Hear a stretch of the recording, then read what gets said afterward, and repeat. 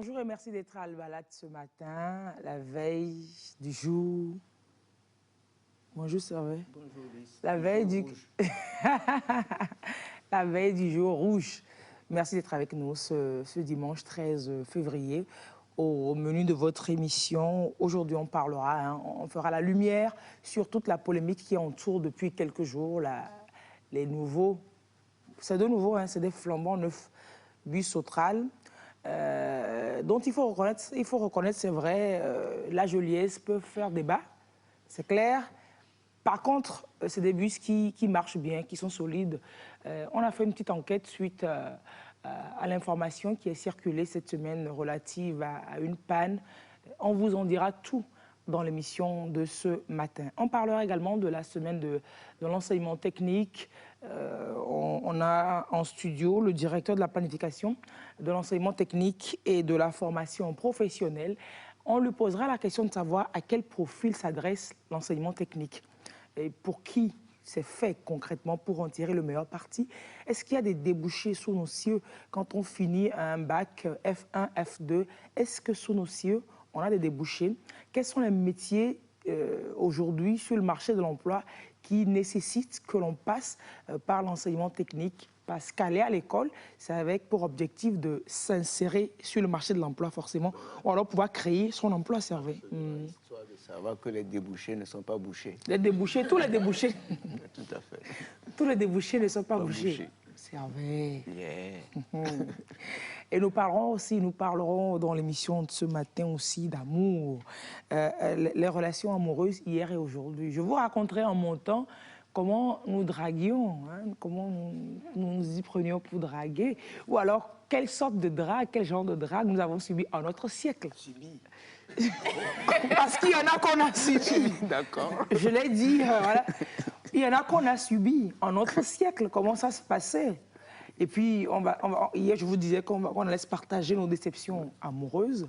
Et puis voilà, et pour commencer, toute l'équipe de l'émission, avec à sa tête l'équipe technique, offre cette fleur à Éléonore.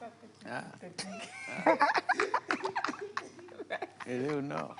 Elle est à ma droite. Elle est à ta droite. Ouais. Elle n'est jamais au sud. Elle a toujours le nord, Éléonore. Toujours au nord. Alors, la fleur, c'est pour vous, Éléonore. Merci beaucoup. Je vous en prie. Et dit toute l'équipe, avec à sa tête l'équipe technique. Vraiment. Les autres, la fleur. Ah, donc la fleur vient d'un technicien. Je n'ai jamais dit ça. Ah, c'est ce que j'ai compris. Never dit ça. D'accord. Toute l'équipe de l'émission, avec à sa tête l'équipe technique, qui permet à ce que l'émission soit suivie à la maison. Merci beaucoup. S'il vous plaît. Oui, c'est vrai, c'est une fleur technique. Bon, on souffle et au retour, on va causer un peu avec monsieur Adekunle Wolou Djamba. Non, pas encore. On va leur dire bonjour après. Et quand on aura soufflé, et puis on va parler avec eux après. Bref, on va souffler ou bien? C'est pas mieux, soufflons. Soufflons.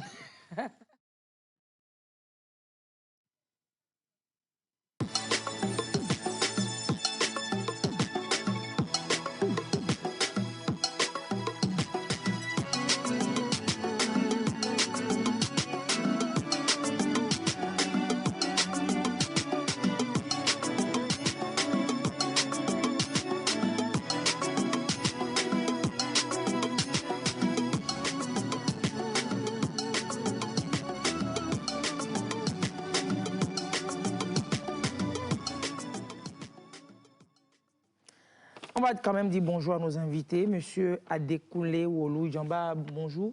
Bonjour madame. Et merci d'être là ce matin. Vous êtes directeur de la planification, de l'enseignement technique et de la formation professionnelle. Oui, en fait, bonjour et merci d'abord de nous recevoir ce matin. Un gros plaisir. Dans votre émission. Nous sommes enchantés. Nous sommes heureux d'être là pour parler un peu de l'UTFP. Comme vous savez, c'est hier que le rideau s'est fermé sur la semaine de l'UTFP que nous avons organisée. Nous y reviendrons. Et en fait, il faut le dire, je suis le directeur des statistiques, de la recherche et de la planification. Ok.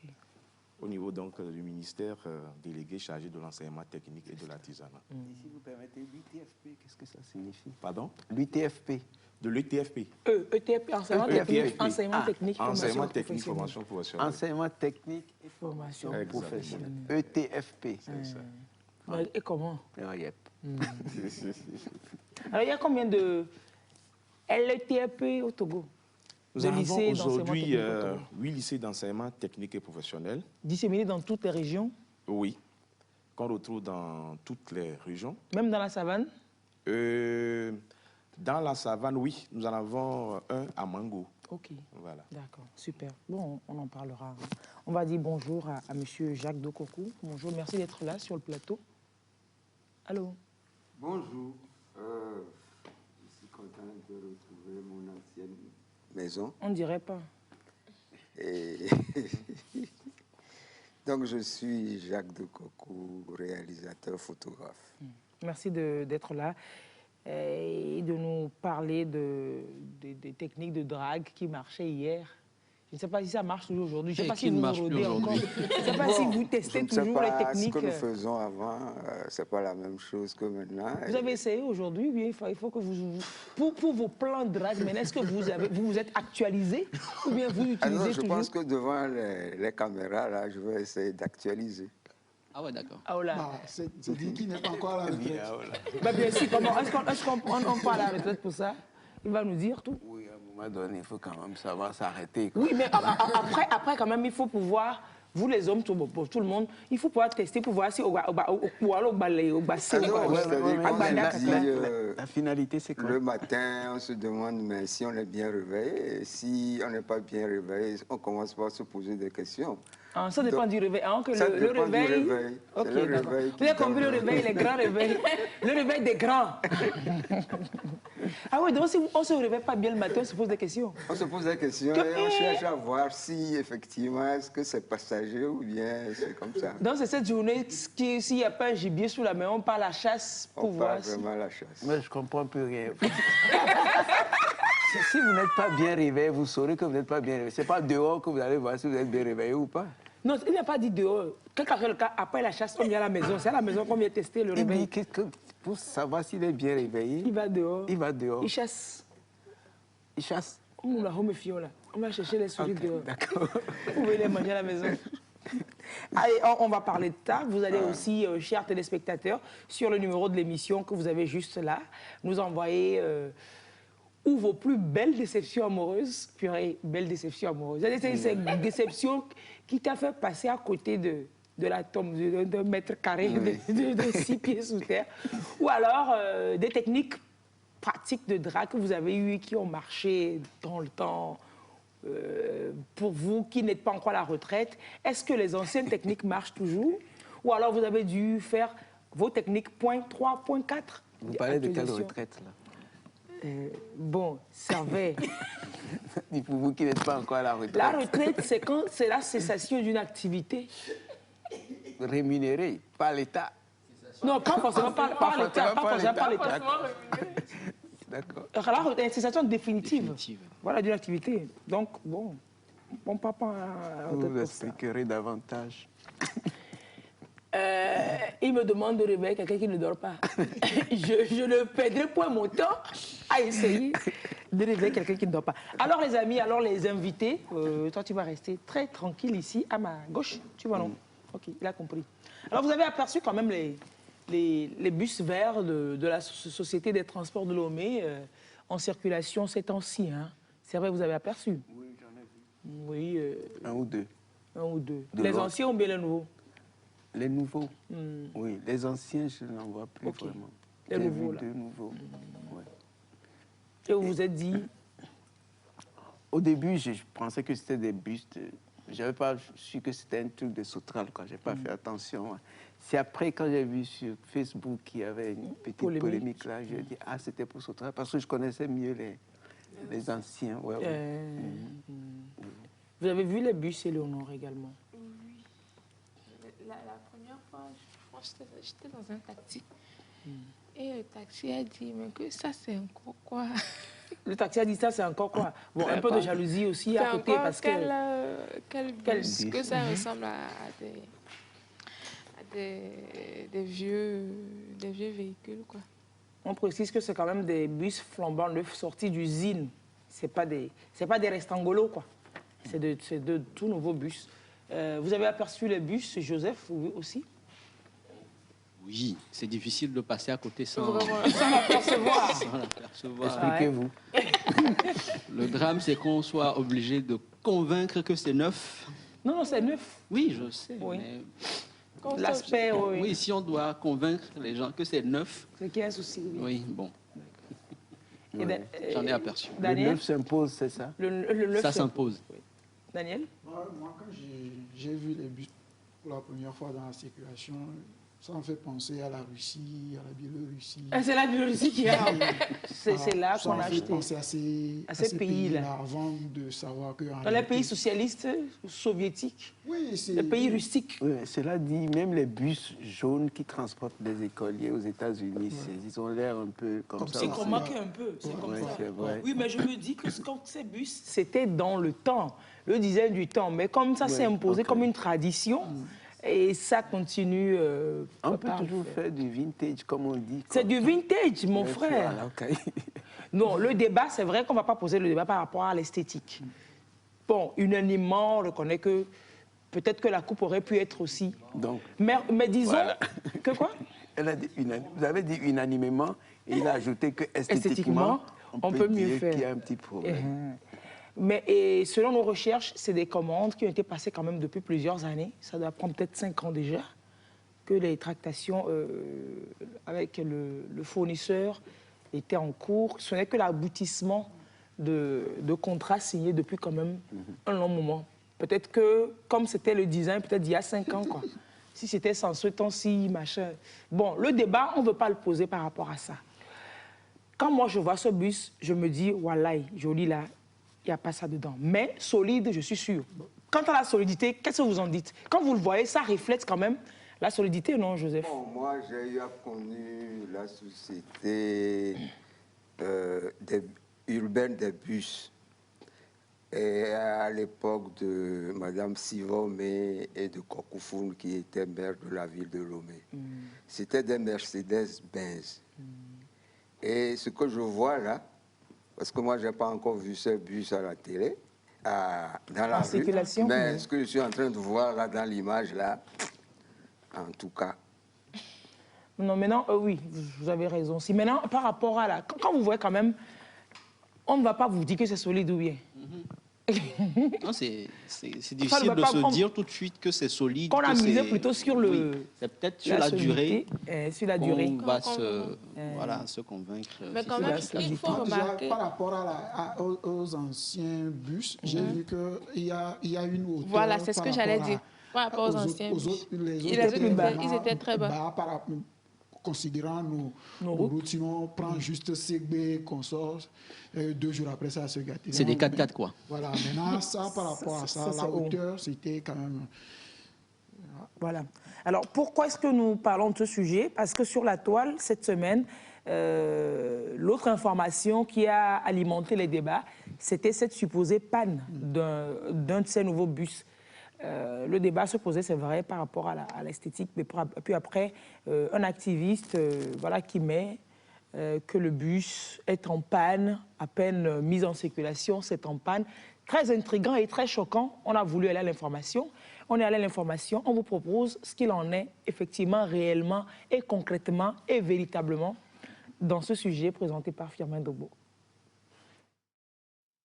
Depuis quelques jours, la toile s'est enflammée suite à la mise en circulation des 22 nouveaux bus réceptionnés par les autorités togolaises pour le compte de la Société des transports de Lomé, Sotral. Dans un premier temps, les critiques portaient sur l'esthétique de ces autobus que certains jugent d'une autre époque. Puis, dans un second temps, vient s'ajouter une polémique sur l'efficacité même des bus. Nos bus étaient construits dans la République du Bélarus exprès pour les pays avec le climat tropical. Par exemple, le système de refroidissement, elle possède les appareils spéciaux pour diminuer les conséquences du climat de chaleur. La particularité de ces bus, on peut dire que d'abord, ce châssis renforcé permet d'abord d'utiliser les bus avec les bagages, la place pour les bagages supplémentaires. Sur les toits, il y a la place avec escalier derrière des bus pour mettre les bagages. 3 tonnes de bagages sur les toits. Pour les passagers, disons 74 personnes qui peuvent être à l'intérieur et les sièges 45. Il peut être utilisé sans réparation capitale 700 000 km. C'est comme ça. Et ressources, disons 10-12 ans minimum. Une fausse information publiée sur les réseaux sociaux stipulant que l'un de ces nouveaux autobus à peine mis en service serait tombé en panne a affolé le web pendant ces dernières heures. Mais en réalité, il n'en était absolument rien. Il n'y avait pas eu panne de bus avec les nouveaux bus, surtout hier sur la ligne 15 à Tigangomé. Rien ne s'est passé sur ce point. Et j'ai informé les camarades aussi étudiants de ne pas avoir, parce que le temps déjà dit, sûrement il y aura plus la course de 8 heures. Vu les pannes des bus, j'ai dit non, il n'y a pas eu panne, donc d'avoir toujours le courage, j'ai quand même encouragé les camarades de tenir toujours pour les courses de 8 heures. Avec un simple cliché volé d'un des bus L15 de la Sotral Campus à Tigangomé, arrivé à son terminus, certains individus ont fait croire à l'opinion nationale et internationale que ce bus nouvellement acquis était tombé en panne aux grandes dames de M. Oudanou Mintré, conducteur du dit bus. Hier 10 février, j'ai été surpris d'être interpellé par mon chef lanceur qui me posait la question à savoir si j'ai eu une panne sur le réseau. À mon grand étonnement, je dis mais je n'ai pas eu une panne. Si j'ai eu une panne, je dois vous appeler. Et le chef me fait savoir qu'il y a l'information qui est passée sur les réseaux sociaux. Ils ont donné le numéro de mon bus. La personne m'a filmé à moitié. Donc mon visage ne se faisait pas voir. Que c'est comme ça, j'ai eu une panne avec le nouveau bus et que les clients sont obligés de descendre et partir. Moi, ça a été une grande surprise. Il aurait pu s'approcher de moi pour avoir des informations fiables. Mais cela n'a pas été le cas. Heureusement, la très bonne organisation qui encadre la gestion de ces bus à l'Université de Lomé nous livre la vérité sur le trajet de ce bus grâce à la feuille de route qui enregistre et conserve le parcours des bus qui desservent le campus. Avant d'arriver au niveau du terminus, on respecte 8 arrêts en cours de chemin. Ça quitte campus nord, ça passe par le campus sud. Lorsque ça sort du campus, le premier arrêt se trouve au niveau de la pharmacie de la cité. Après, il y a Orabank. Après, il y a Bukaru. Après, il y a La Papa. Après, il y a pharmacie à Didogome. Après, il y a lycée technique. Après, il y a Menopé. Après, il y a Madiba. Et le dernier, c'est Tigangomé. La feuille de route, c'est ça qui permet de vérifier tout ce qui a été fait, toutes les courses qui ont été faites par le bus dans la journée. Sur la feuille de route, il y a la date en première position et la ligne, parce qu'il y a différentes lignes. Pour nous, c'est la ligne 15. Il y a la plaque du bus, le nom du chauffeur, le nom du délégué qui aide le chauffeur, et puis il y a les heures et l'heure d'arrivée, le lieu d'arrivée, l'heure de départ, le lieu de départ, et puis l'effectif. Même son de cloche pour ces étudiants qui ont fait le trajet avec ce bus à l'heure de la supposée panne. Hier, 10 février 2022, bien sûr, j'ai emprunté le bus aux alentours de 8h30 comme ça. Je n'ai pas remarqué de panne. J'ai pas remarqué de panne. J'ai ni attendu ni remarqué de panne. Oui, j'ai emprunté le bus hier, le 10 février 2022. Je n'ai pas senti qu'il y avait une panne. Concrètement, quelle est la procédure à suivre lorsqu'un bus Sotral tombe en panne? S'il y a une panne sur le réseau, ils nous appellent. Il y a une équipe à Bia et un au PAC SLMC. Donc si le réseau s'intervient au campus, on quitte ici directement et on va à l'intervention de panne. Par rapport à la panne de 10 février, on n'a pas eu panne sur le réseau. On ne nous a pas appelé pour que nous on intervienne sur le réseau. Donc l'information était fausse. L'information n'est pas vraie, elle est fausse. Le conducteur a garé le bus et après son arrivée au terminus autour de 8h07 pour attendre les étudiants qui vont transporter pour la course de 8h30. Et la course a été réalisée effectivement. Rappelons que la réception de ces 22 nouveaux bus de marque Sob depuis le 25 janvier 2022, sous le leadership du chef de l'État, son Excellence M. Faure et Sozimna Nyasingbe, qui promeut les transports urbains par autobus afin de satisfaire les besoins et souhaits de déplacement sans cesse croissants des populations, n'est que les prémices d'un grand projet estimé à près de 15 milliards 684 millions pour le renouvellement du parc de la Sotral, notamment avec les marques MAN, entre autres, dont l'un des prototypes a été visité au siège du concessionnaire à Lomé par le ministre des Transports routiers, aériens et ferroviaires, M. Afou Tchadedi, en date du 3 juin 2021, et qui cadre bien avec la feuille de route 2020-2025 du gouvernement, particulièrement en son ambition 5, affirmer la place du pays en tant que hub logistique et de service. Alors, oui, on finit bien sûr le sujet, donc on comprend qu'il n'y avait pas de panne. C'est peut-être le conducteur qui est sorti, qui a quitté son volant, etc. etc. Non, c'est pas qu'il a quitté son volant, il attendait. Il est arrivé là-bas à 8h07 comme c'est ce que je dis, non? Il est sorti de la voiture, puis il était... Pour démarrer. Voilà, les autres étudiants. Donc, il n'y avait pas de panne. Je crois qu'on aurait dû demander à celui qui a publié, celui qui a dit qu'il y avait une panne, on aurait dû demander son... Enfin, qu'est-ce qu'il avait vu exactement? Il a envoyé les photos. Il a envoyé des photos d'un gars assis. Dans le sujet, enfin, excusez-moi, je parle, si c'était dans un journal, quoi, on aurait dû lui demander pourquoi il a dit qu'il y a une panne. Est-ce qu'il avait vraiment vu une panne? Et serait-ce que pour le citer dans le sujet, quoi, pour qu'il donne son avis également. Il peut peut-être dire, ah non, que ce qu'on raconte n'importe quoi, mais il faut la voir, quoi. Lui aussi, pour que le sujet soit équilibré. Oui, le truc est que ce qu'il a publié avec les photos, puisqu'il a pris des photos du conducteur assis, à moitié, et puis il a pris des photos au loin. C'est vrai qu'il n'a pas approché, selon les photos qu'on voit par rapport à la publication, il n'a pas approché le conducteur. Oui, il a pris les photos au loin. Il aurait fallu quand même qu'on l'appelle, qu'il parle. Voilà. Qu'il dise par rapport à quoi, est-ce que c'est sur la base de la photo seulement, de votre constat du chauffeur assis comme ça? C'est ces photos, c'est ces clichés, ça. C'est avec ces clichés qu'il dit le bus est en panne parce que le chauffeur est assis juste en bas. C'est vrai qu'on aurait pu lui demander, est-ce que c'est parce qu'on voit le chauffeur hors du bus assis comme ça que vous concluez que c'est en panne? Oui, ça c'est pas faux. Ça aurait dû être plus complet. Oui. Bon, maintenant, après, s'il a des éléments, c'est sûr, la toile est ouverte, il peut réagir aussi dessus, il peut réagir sur le sujet, et puis voilà. Mais bon, voilà. Mais il y a un problème, c'est avec les bus avec porte-bagages au-dessus, tout ça. En ville. Il y a longtemps qu'on n'en voit plus, quoi. Les bagages, on les met dans les... Je sais pas, en bas, quoi. Il y a une partie où on ouvre tout, voilà. Il y a des sortes de soutes, quoi. Dans le sujet, il y a cette disposition-là de bagages en soute. En soute aussi. Oui. Mais le truc en haut, c'est une disposition supplémentaire. Inutile, s'il vous plaît.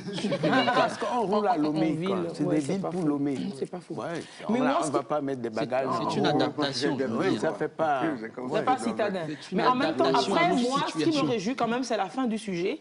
Avec les nouveaux bus, est-ce qu'on peut revoir? Puisqu'on nous dit que c'est quand même dans une certaine dynamique. Ces bus ont été commandés par d'anciennes autorités qui régissaient le secteur depuis 2018 et que c'est maintenant que c'est livré.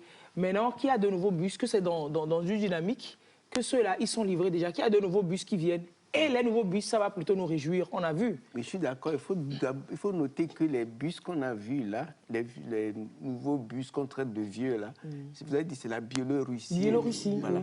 Et les MAN, les bus qui viendront, c'est allemand. Les deux pays n'ont pas le même niveau d'industrialisation au niveau des autos. Voilà.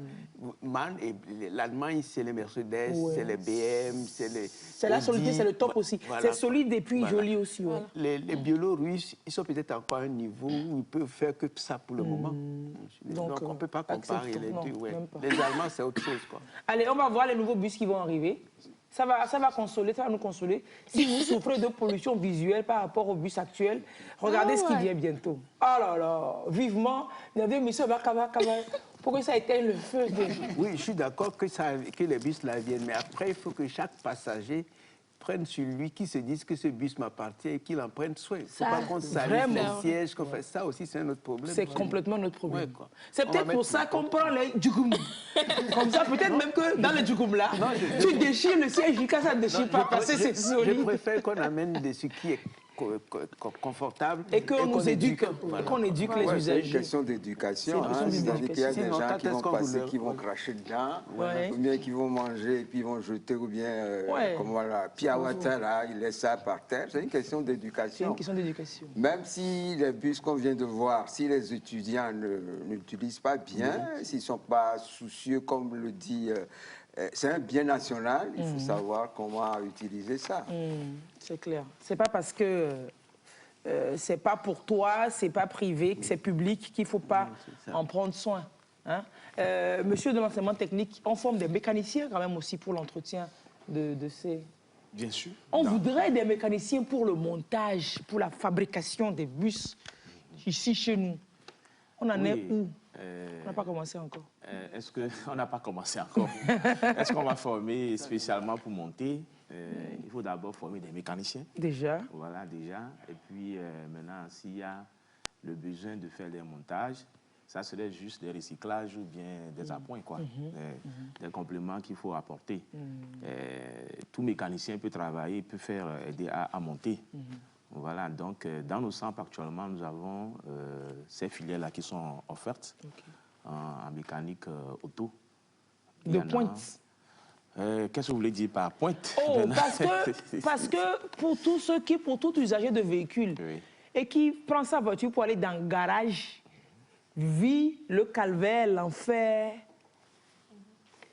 des mécaniciens ici-bas. Oh, je dis, j'aime à dire que ta voiture a juste un simple mal de tête. Si tu l'emmènes au garage, elle te revient ta voiture avec un cancer. Non, Ménadé, ou bien Joseph, c'est compliqué. On se dit que peut-être que les mécaniciens ne se recyclent pas ou comment. Je dis, tu conduis une voiture au Togo, tu as ton alternative pour dormir en paix ou alors pour te réveiller le matin, pour être sûr que tu démarres ta voiture, ça démarre et que ça roule. Et que ça te conduise à destination, c'est peut-être que tu prennes un véhicule neuf chez un concessionnaire, donc qui est neuf, et avec tout ce que ça comporte comme coût. Mais si c'est France au revoir qu'on va chercher et puis nous-mêmes on l'utilise là, et que c'est un mécanicien qui doit payer son loyer, qui doit subvenir à tous ses besoins, qui doit te réparer ta voiture, c'est gâté. Je suis désolé, bonjour, je vous aime, mes mécaniciens. Non, mais on n'a qu'à se dire la vérité. Il y a aussi un défaut d'ambition. Moi, je suis artiste. Dans tout métier, il y a ce qu'on appelle le savoir-faire. Il faut aimer son travail. Il ne faut pas faire du n'importe quoi. Voilà. Regardez les Ghanéens. Vous lui donnez des sachets ou une voiture pourrie, il vous retape ça. Ici, déjà, vous voyez dans quelle atmosphère ou bien dans le milieu où nos mécaniciens travaillent. Les gars, ils travaillent sous le soleil et ils travaillent n'importe comment. Donc, comme je le dis maintenant, c'est une question d'éducation. Moi, je reviens là-dessus encore, c'est une question d'éducation. Quelqu'un qui vient te confier sa voiture, il faut quand même traiter cette voiture avec amour. Ce n'est pas parce que tu vas lui prendre de l'argent que tu vas lui faire n'importe quoi. Mais il faut traiter cette voiture-là avec amour. Moi, je reviens encore, c'est une question d'éducation. Il ne suffit pas d'avoir un diplôme, mais il suffit d'aimer son travail. Le travail qu'on a choisi de faire. Faire des lycées techniques, d'accord. Mais il faut aimer le travail. Il faut leur inculquer aussi ça. Il ne faut pas faire le travail parce qu'on veut gagner son argent. Non. Oui, c'est vrai que ça fait que les propriétaires de véhicules se méfient des mécaniciens. Même quand c'est un mécanicien qui est le sien, enfin. Un mécanicien sien. Voilà. Il a l'habitude d'aller chez lui pour faire la vidange de sa voiture. Il est obligé de rester là pour surveiller ça. Tu restes là même. S'il veut te plomber, il te plombe. Si tu ne t'y connais pas. Des fois, moi, je m'y connais, mais ça te parle un charabia. Il pense que te mystifier est des gros mots. Non, le problème, c'est que ça limite les dégâts. Au moins, quand tu es là, il ne va pas se promener avec. Déjà.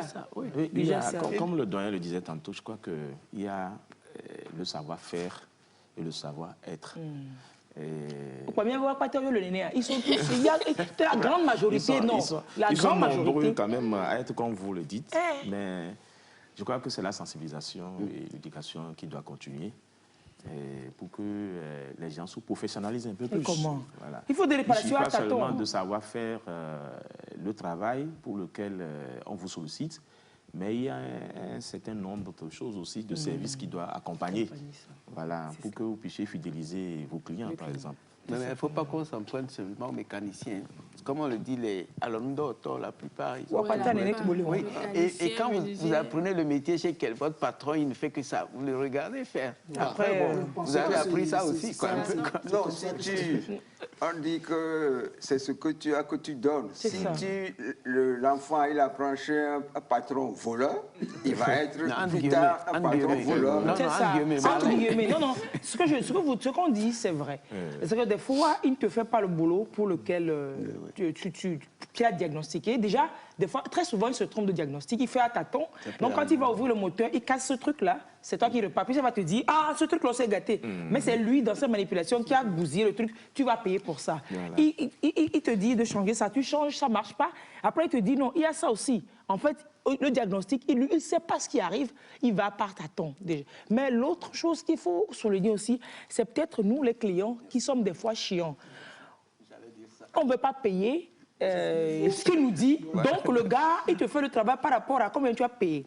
C'est comme un Z. Le trajet coûte 500. Tu lui payes 100 francs, il va t'accompagner sur 100 francs de trajet et puis te laisse, tu continues le reste à pied. Ça dépend aussi de nous. C'est un cercle vicieux.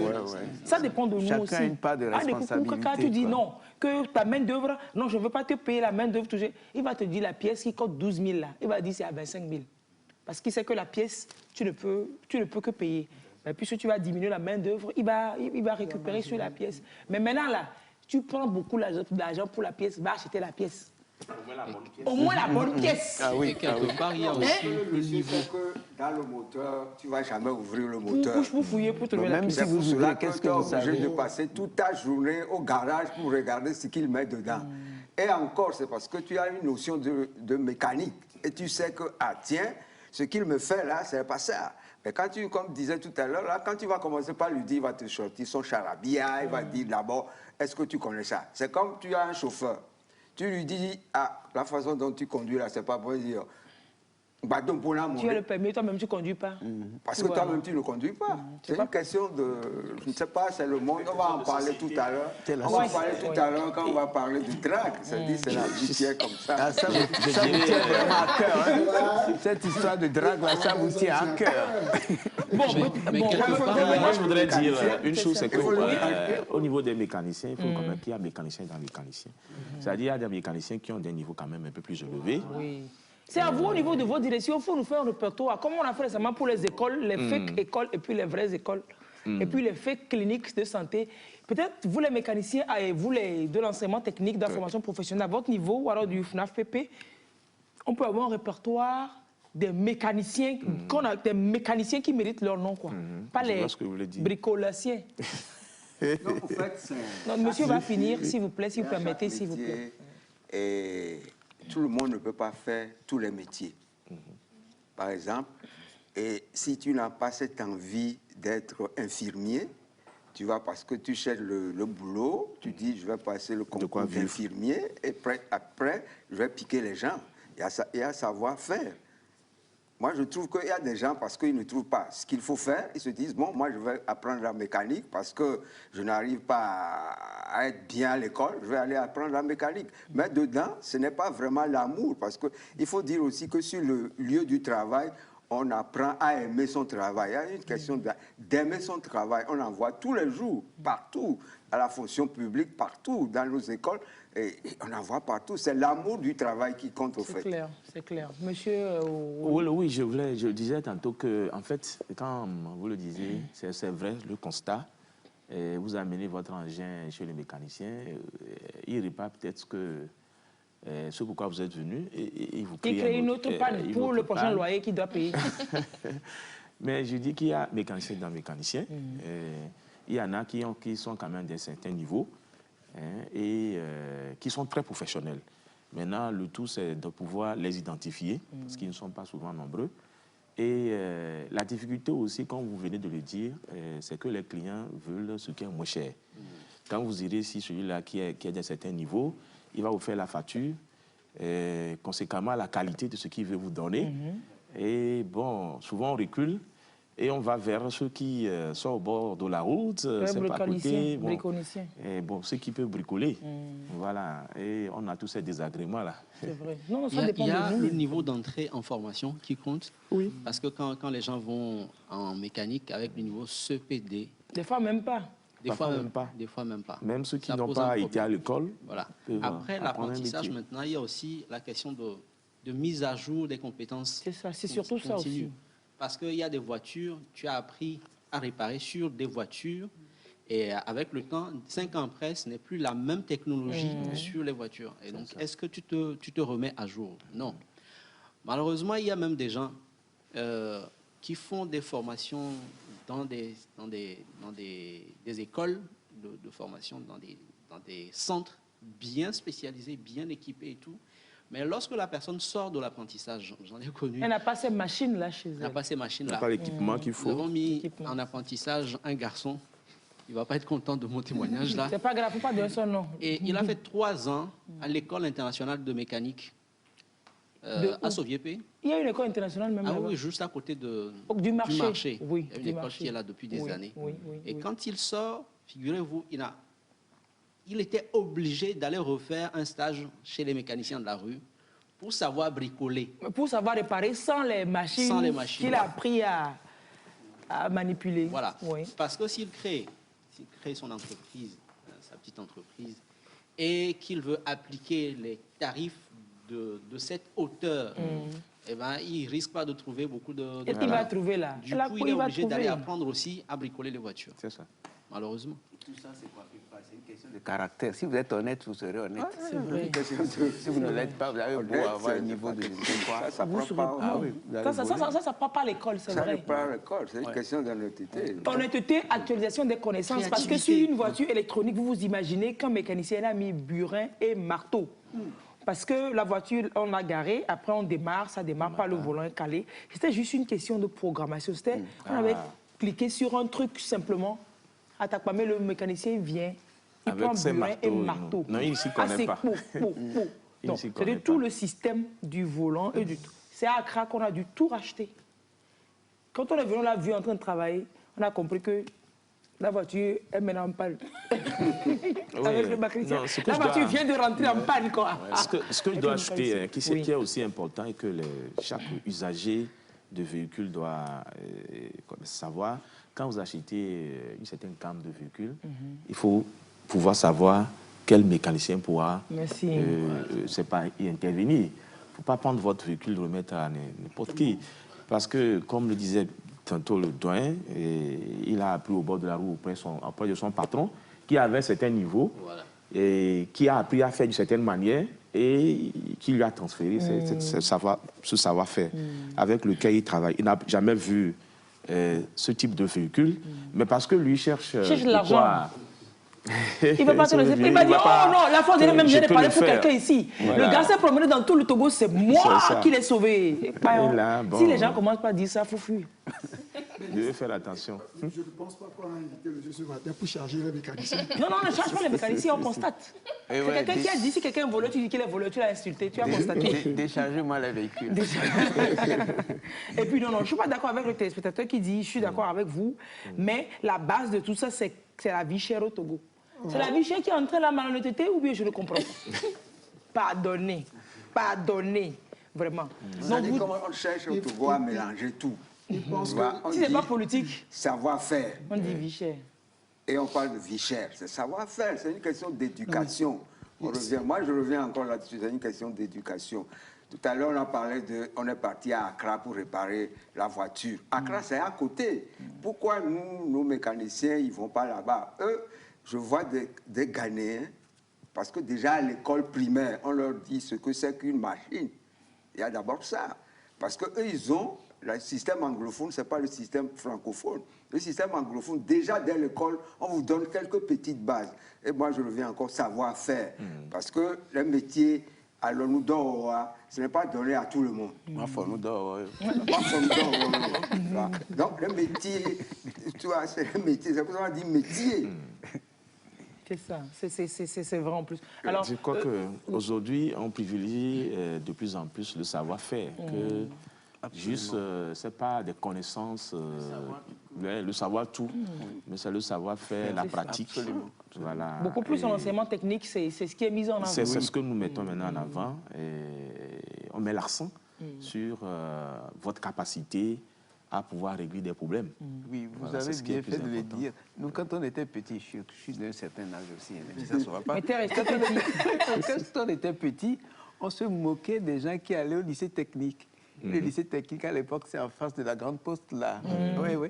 On les prenait pour des ouvriers. Bon, ceux qui faisaient l'enseignement général, c'était eux les... Voilà. Alors que, je crois qu'il y a eu un moment où les gens voulaient plus aller au lycée technique parce qu'ils apprenaient du concret. Voilà.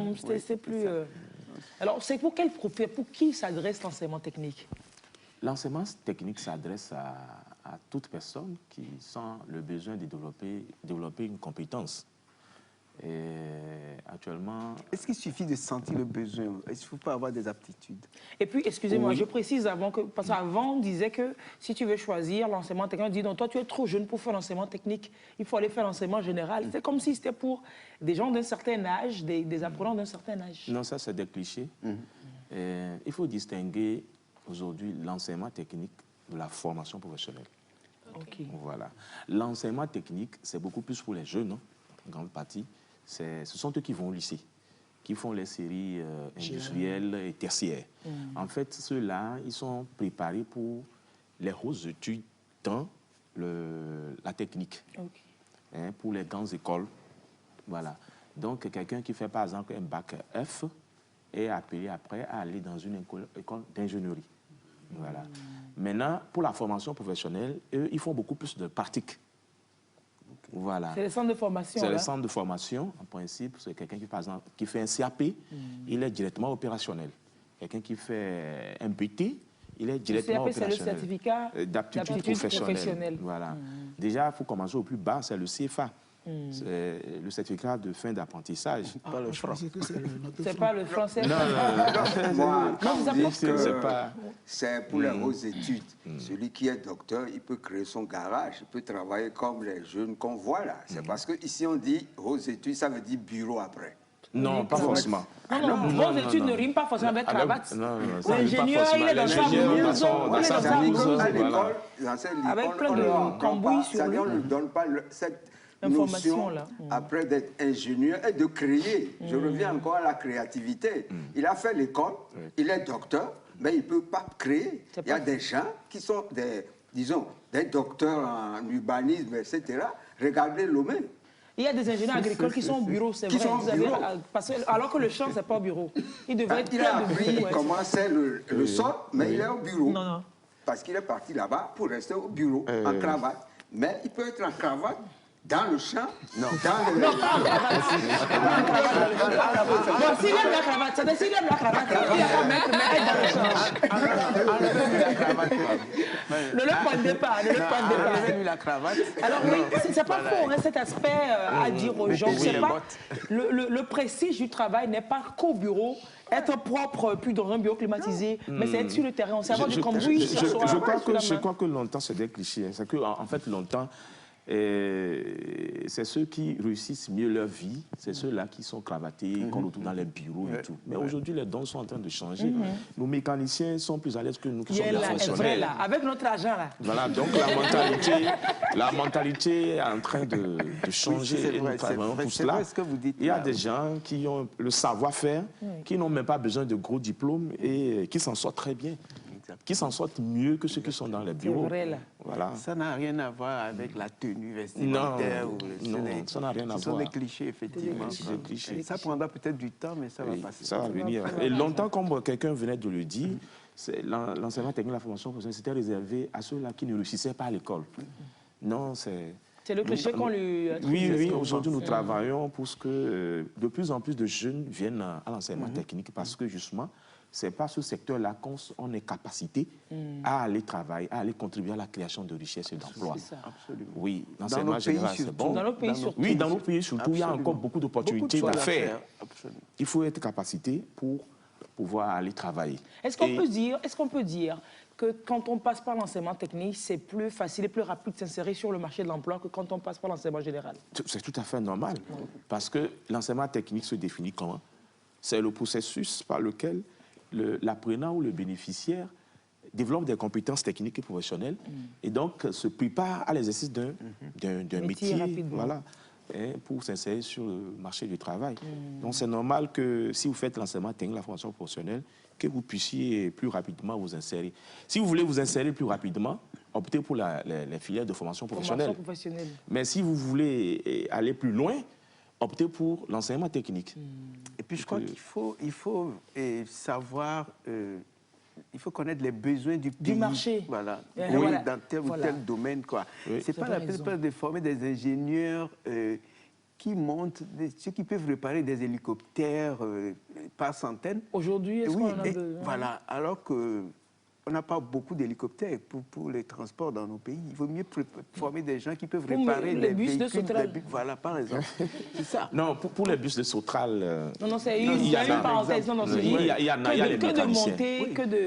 Les jeunes doivent connaître, par exemple, aujourd'hui, les visions stratégiques du pays dans lequel ils sont. Ouais. Normalement, les jeunes du Togo doivent connaître le PND, la feuille de route du gouvernement, déclinée en divers axes pour voir par rapport à ça et à ça, quelles sont les potentialités, les métiers que ça va, qui seront demandés, et se former en cela. C'est là parce que Servet est journaliste brillant, etc., que je dis, journaliste comme Anima et télé, mais on est... Ce sont mes lunettes qui brillent. Et puis la tête aussi un peu. Et puis la tête aussi un peu. Le crâne aussi un peu. C'est des deux côtés. C'est du côté de l'offre et du côté de la demande que le travail doit être fait. C'est-à-dire, quand vous le dites, demandez aux jeunes de s'informer. Parce qu'il faut reconnaître que beaucoup de jeunes ne s'informent pas. C'est trop compliqué. À défaut de pouvoir s'informer, il faut les informer aussi.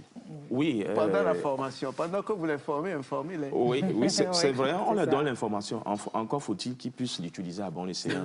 Il faut insister. Oui. Donc aujourd'hui, avec l'évolution de notre pays et la vision que les plus hautes autorités impriment, à travers les documents, on sait à peu près vers où le pays ira d'ici 5 ans.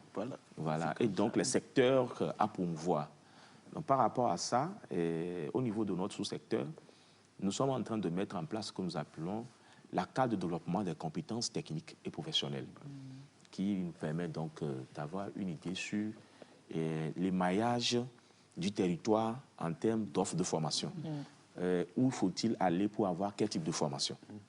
Et cela doit se faire sur la base des études pour prendre en compte les besoins de compétences liés donc aux activités économiques et aux avantages comparatifs que certaines zones ont. Voilà. Et donc, par exemple, ce que vous dites, c'est-à-dire par exemple, par zone, on voit dans la zone des plateaux, quel genre de structure on peut monter, d'école on peut monter là-bas. Est-ce que c'est transformation agricole? Est-ce que c'est quoi? Je pense que c'est un peu ce qui est fait déjà par les IFAD aussi, non? Oui, les IFAD, exactement, les IFAD sont un peu dans cette logique. Vous allez voir que les IFAD choisissent une spécialité et puis une localité pour prendre en compte aussi les avantages qu'offre le milieu. Voilà. Vous savez ce que c'est que les IFAD, non? Les IFAD, ce sont les instituts de formation par alternance pour le développement. Nous en avons déjà 3 qui sont opérationnels. Le 4e est en cours au niveau du lycée. Technique d'Aïdogome et de Lomé, à Aïdogome, où il y a déjà l'IFAD bâtiment. À côté, il y aura bientôt l'IFAD énergie. Les énergies, au lycée. Exactement. Sinon, celles qui sont opérationnelles, ces écoles, c'est déjà... Il y a l'IFAD Bakwasi, et l'élevage, et puis l'IFAD Elavagnon, voilà, pour la pisciculture. Voilà. Bon, moi, je pense que ce que vous dites là, c'est bien, mais est-ce que vous allez vers les enfants? Parce que vous voyez maintenant, tous les parents ont envie, ils achètent un ballon pour leurs garçons.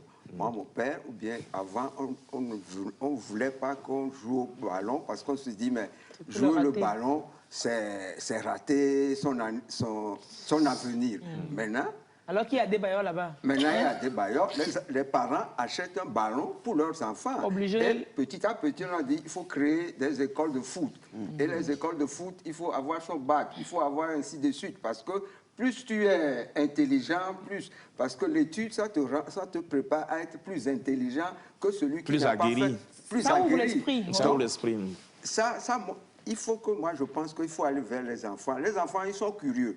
Parce que dans leur tête, après, il va voir un mécanicien, il va dire, mais tiens, c'est la mécanique. Comme ça, il va commencer par voir le vélo de son papa, ou bien lui-même, quand il a un vélo, il saura comment bricoler dessus. Et comment réparer le vélo, etc. Il ne va pas prendre son vélo et aller donner à un mécanicien dans la rue.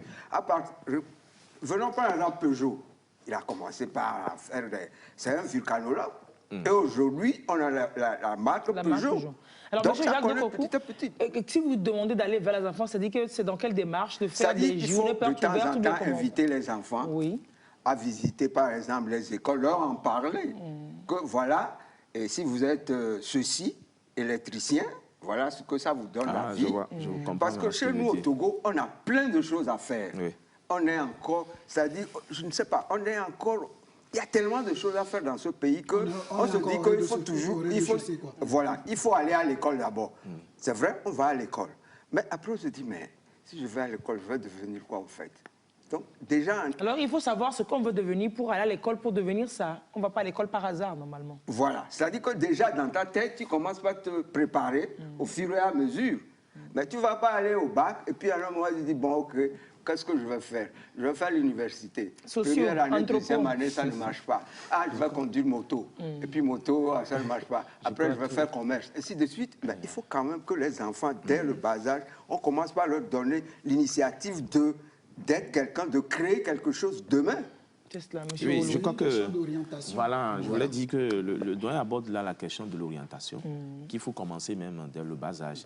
Mais je crois que dans le même sens de son idée, la semaine que nous venons de passer, que nous avons appelée la semaine de l'UTFP, qui nous a donné l'opportunité de nous ouvrir au monde, a permis aussi aux plus jeunes, à ceux qui constituent, comment appelle-t-on, nos cibles.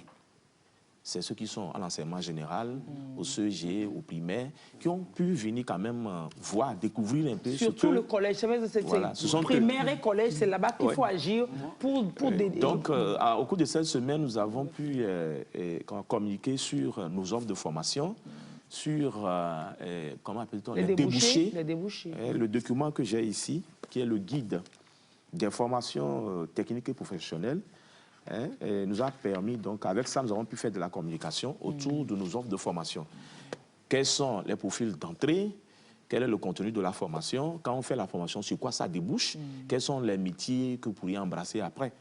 Donc, cela a été fait au cours de cette semaine-là. Cette semaine de l'UTFP, qui vient d'être institutionnalisée par le ministre, va continuer, c'est la première édition.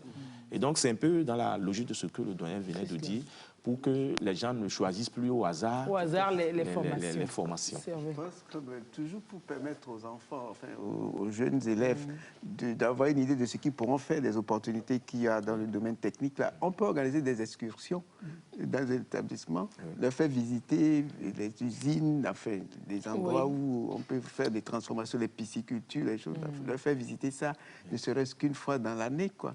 Oui, normalement, cela, c'est au niveau déjà de l'enseignement général qui doit pouvoir organiser et la réflexion au niveau du système éducatif est en cours pour que les enfants puissent avoir la possibilité d'aller découvrir, et se faire une idée. Et comme ça, ils se disent « Ah, ça m'intéresse, je veux y aller ». Et comme ça, ils s'informent sur comment faire pour y aller. Et déjà, même au niveau de l'enseignement technique, nous faisons ce travail-là. Les chefs d'établissement, on leur a demandé de faire donc de temps en temps des excursions vers les établissements pour aller parler de l'UTFP, parler des offres de formation, de leurs débouchés et tout. J'ai encore une grande préoccupation, c'est dans le cadre de l'agriculture. Il faut vraiment qu'on cherche à mécaniser l'agriculture, pas de petits moyens d'abord, quoi. Que les techniciens, que les lycéens techniques, là, commencent à penser à qu'est-ce qu'on peut faire pour que la récolte du mil ou bien ceci se fasse un peu, soit moins compliqué. Comment, on peut faire pour semer plus aisément le maïs, des petites choses comme ça. C'est vrai, on y pense, on peut déjà commencer peut-être en copiant chez les autres que d'avoir de la daba qui est grande comme ça, la dent qui est grande, et puis le manche qui est court, et puis qu'on se courbe comme ça. Quand on pense peut-être déjà rallonger le manche il faut pour être debout. Et puis commencer par labourer debout, ça c'est ça. Il faut de l'ingéniosité, vraiment, surtout dans l'agriculture. Oui, quand vous le dites, nous sommes un peu dans cette logique. Et cette des fois, ce n'est pas dans le laboratoire, forcément. Oui, cette semaine de l'UTFPI nous a permis vraiment de permettre, donc, je dis, à la population de venir découvrir l'ingéniosité des élèves. Ça me rassure. Oui. Il y a eu des prix qui ont été donnés hier comment appelle-t-on, au lycée technique. Et qu'après... si vous voyez les produits, les œuvres, c'est formidable. Qui ne vont pas coûter très cher pour l'agriculteur. On a besoin de l'agriculture, franchement, c'est un domaine... C'est la clé, là. Éducation, agriculture, sous aussi, c'est ça. Le football, les tennis, là, ça ne va pas le pays est à obédience agricole. La santé, voilà, l'agriculture. Aujourd'hui aussi, beaucoup de filières sont faites dans le domaine agricole. Est-ce qu'il y a un lien? Moi, je voudrais savoir, est-ce qu'il y a un lien entre le ministère de la formation professionnelle technique, là, est-ce qu'il y a un lien avec le ministère de l'Agriculture? Bien sûr. Bon, c'est-à-dire, le truc part de là. Il y a, j'ai vu sur le téléphone, sur les réseaux sociaux, je crois au Kenya, un enfant qui, au fait, ils ont un problème d'eau. Et il sait qu'avec l'électricité, avec l'éolienne, il faut faire marcher la pompe électrique. Alors, il est parti, il a demandé à son... Parce que c'est au cours par exemple, de maths, ou bien d'électricité, je ne me rappelle plus, mais il a demandé à savoir comment il peut, avec le vélo, avec la roue du vélo, comment faire tourner, tout le dispositif. Voilà, vraiment pour tourner le dynamo pour que la pompe puisse pomper l'eau. Et moi, c'est quand j'étais petit, je savais qu'avec le dynamo du vélo, on pouvait avoir 3 volts. C'est une question c'est dans la tête. Hein. Je dis qu'il faut développer des étudiants très ingénieux. Non, il vient de dire que les étudiants peuvent monter des choses. J'ai dit qu'ils ont monté des choses qu'on a exposées au lycée lors de la semaine dans ces petites écoles. Les détecteurs d'humidité, par exemple. Et je préfère qu'on passe ces choses-là en boucle plutôt que de nous montrer du foot. Parce que les enfants, c'est l'image. Sur le portable, là, il faut faire des émissions, il faut des trucs qu'ils mettent sur le portable, que les enfants regardent. Il faut orienter complètement la formation vers là. Et je pense, c'est vrai, que depuis un moment, la dynamique, on sent qu'elle se tourne vers là, mais peut-être accélérer plus pour que ça se sente plus encore. Alors aujourd'hui, avec la vision des autorités, quels sont les métiers? Quels sont les métiers les plus sollicités, alors qui seront les plus demandeurs d'emploi dans le futur et pour lesquels on nécessite la formation technique? Je dirais il y a au moins 3 domaines. Le numérique. Le numérique, aujourd'hui, est sollicité dans beaucoup d'entreprises que le public même n'offre pas, mais que des opérateurs privés offrent. Aujourd'hui, vous avez besoin d'installer, par exemple, les caméras surveillance. Voilà. Les gens qui font le e-commerce avec les TIC, les gestionnaires de projets TIC, on en a besoin, les entreprises en ont besoin. En tout cas, tout ce qui tourne autour du numérique, ces métiers-là sont des métiers porteurs aujourd'hui. Et nous lancerons très bientôt, en collaboration avec des partenaires, au moins dans 11 métiers du numérique, des formations de courte durée pour les sortants de l'UTFP, ceux qui ont fait la série F2, F3, qui ont des préacquis déjà pour pouvoir faire ce genre de formation en un temps court, pour devenir directement opérationnel. Et aussi pour ceux qui ont fait G2 et G3, ils pourront faire très facilement ces formations-là et devenir opérationnels. Bien entendu, ils vont pouvoir s'insérer très facilement. C'est pas un projet. Non, ce que nous disons, c'est, comment appelle-t-on, c'est dans les jours à venir. Il y en a aussi dans le domaine agricole. Dans le domaine agricole. Ça me tient à cœur. Oui, dans le domaine agricole. Tu manges beaucoup, c'est pour ça. Oui, c'est vrai. Et là, surtout pour la transformation des produits agricoles. Oui. Merci. Attends, je ne vous coupe pas la parole, je la coupe quand même. Quand je vais à Palimé, avec toutes les mangues qui traînent par terre là, sur la montagne, quand vous allez vers Kumakonda, un peu de mangue. Quand Kumako va vers Kumakonda. Merci beaucoup. Ça fera plaisir à mon grand-père. Donc, ça, vous marchez sur des mangues, vous les écrasez. Tout. Franchement, je trouve que c'est du gaspillage. Ces mangues-là, on peut les ramasser. Je suis allé une fois à Niamtougou, j'ai vu un grand panier de mangues là. La dame m'a dit que c'est à 300. Ça m'a fait mal, je pleure vite. Tout ça, même si la depuis un moment quand même, les jeunes entrepreneurs se sont lancés dans ces secteurs. Il y a moins de mangues qui traînent qu'avant, mais on peut mieux faire. Je vous promets. Complètement. En plus, quand vous voulez acheter des mangues séchées ici, ça avoisine les 1000 francs. C'est cher. C'est cher. Il faut permettre aux gens de pouvoir, même avec 200 ou même avec 50 acheter les mangues séchées. Vous allez voir comment les gens vont se nourrir. La consommation va se... Oui, exactement. Et que ce soit sur toute l'année maintenant. Sur toute l'année, merci. Comment les autres font pour que ça tienne sur toute l'année? Sur toute l'année. On a tellement de fruits qu'on peut transformer de mille et une manières. On créera même des petites industries de transformation de ces choses-là. Et les étudiants, pendant les vacances, ils vont aller faire leur job de vacances là-bas. Voilà. Ils reviendront comme ça, quand ils vont aller faire le job, ils vont voir je peux faire ça. Il y a l'émulation, ce que nous appelons l'émulation. Oui, l'émulation. Ils vont faire de l'insertion, de l'immersion dans les domaines. Et puis, ils vont se découvrir des passions, des amours. Bon, je suis le porte-parole du gouvernement pour l'instant. On y pense. On va parler des différents secteurs. Oui, je parle aussi de l'agriculture, où il y a la transformation des produits agricoles. Nous mettons l'accent sur ça. Actuellement, nous faisons une expérience pilote avec 6 métiers, dans 6 métiers de l'agriculture, où on fait une formation de courte durée, de 3 à 9 mois. Et on prend des gens qui ont quelques idées de projets. En tout cas, cela a été fait et il reste à placer les 60 jeunes qui ont été retenus auprès des entreprises qui ont été déjà aussi sélectionnées, qui disposent en tout cas, du nécessaire pour pouvoir former ces jeunes-là. Et d'ici, disons, maximum en fin de cette année, ces 60 jeunes vont pouvoir sortir et directement être opérationnels. Ils vont faire quoi? Être opérationnels, c'est-à-dire qu'ils vont faire quoi? Ils vont faire quoi? Comme je le disais tantôt, il y a 6 métiers, dont les transformateurs de fruits en jus. De fruits en jus. De fruits en jus. Il y a comment appelle-t-on, les maraîchers. Voilà. Avec moins de produits chimiques. Et bien évidemment, avec moins de produits chimiques. Bio, quoi.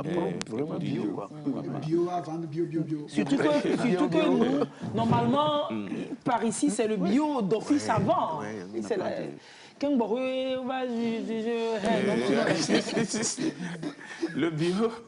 Le bio, c'est que parfois ça coûte un peu cher aussi. Par rapport ça ne va pas coûter cher. Parce que quand on va à l'intérieur, c'est vrai, je suis choquée de voir encore les sachets de glyphosate que nos producteurs utilisent. Parce que quand ils épandent ça comme ça, les herbes meurent. Ils n'ont plus besoin de dépenser beaucoup pour labourer, pour défricher les champs. Donc le glyphosate, c'est comme des sachets de lait à l'intérieur. C'est-à-dire que ça traîne et puis c'est compliqué. Oui, et ça, c'est porteur d'autres maladies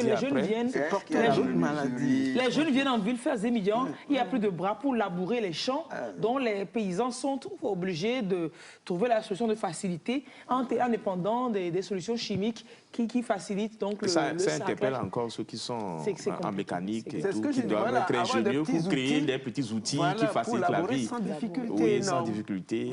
Je crois que... Et puis les paysans, ils ne demandent pas beaucoup pour être heureux.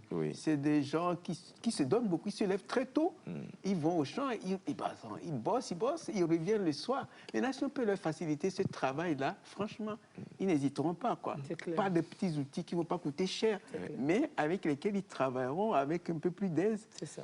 Vous allez voir. Parfois aussi, il y a des gens des jeunes ingénieurs dans nos établissements qui créent ces outils-là, qui les inventent, je peux le dire ainsi, mais parfois comment récupérer ça, en faire vraiment. Il faut avoir un secteur qui suit. Il faut avoir un secteur.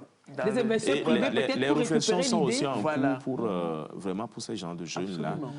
Par exemple, je vous disais au cours de la semaine, ce que nous avons pu découvrir, il y a un jeune qui a mis donc un dispositif qui permet de détecter l'humidité C'est ça, de la vie. Voilà.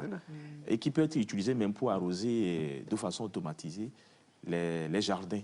Mais maintenant, il faut qu'un promoteur puisse se saisir de l'idée, voilà, investisse dedans. Pour, voilà.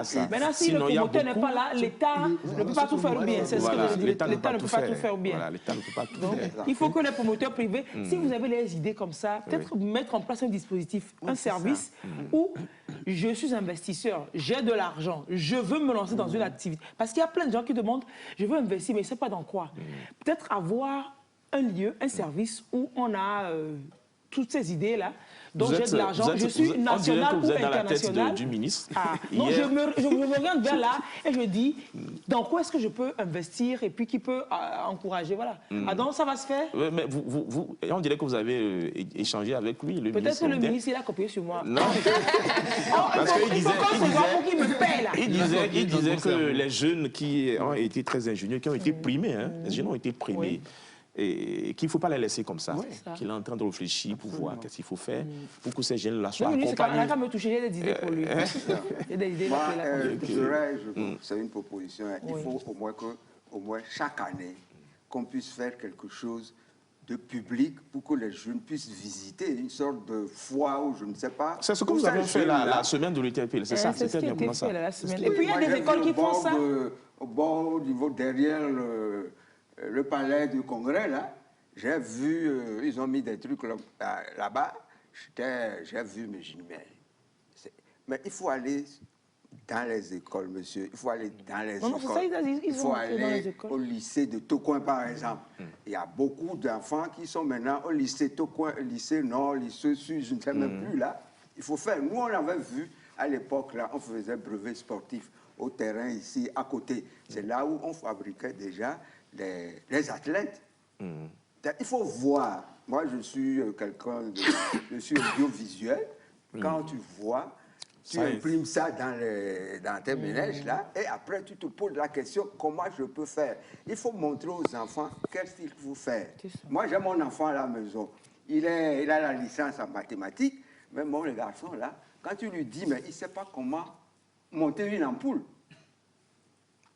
Un mathématicien ne monte pas une ampoule. Attends, c'est pas parce qu'il est mathématicien qu'il ne peut pas monter une ampoule. Non, ça, moi-même, je monte.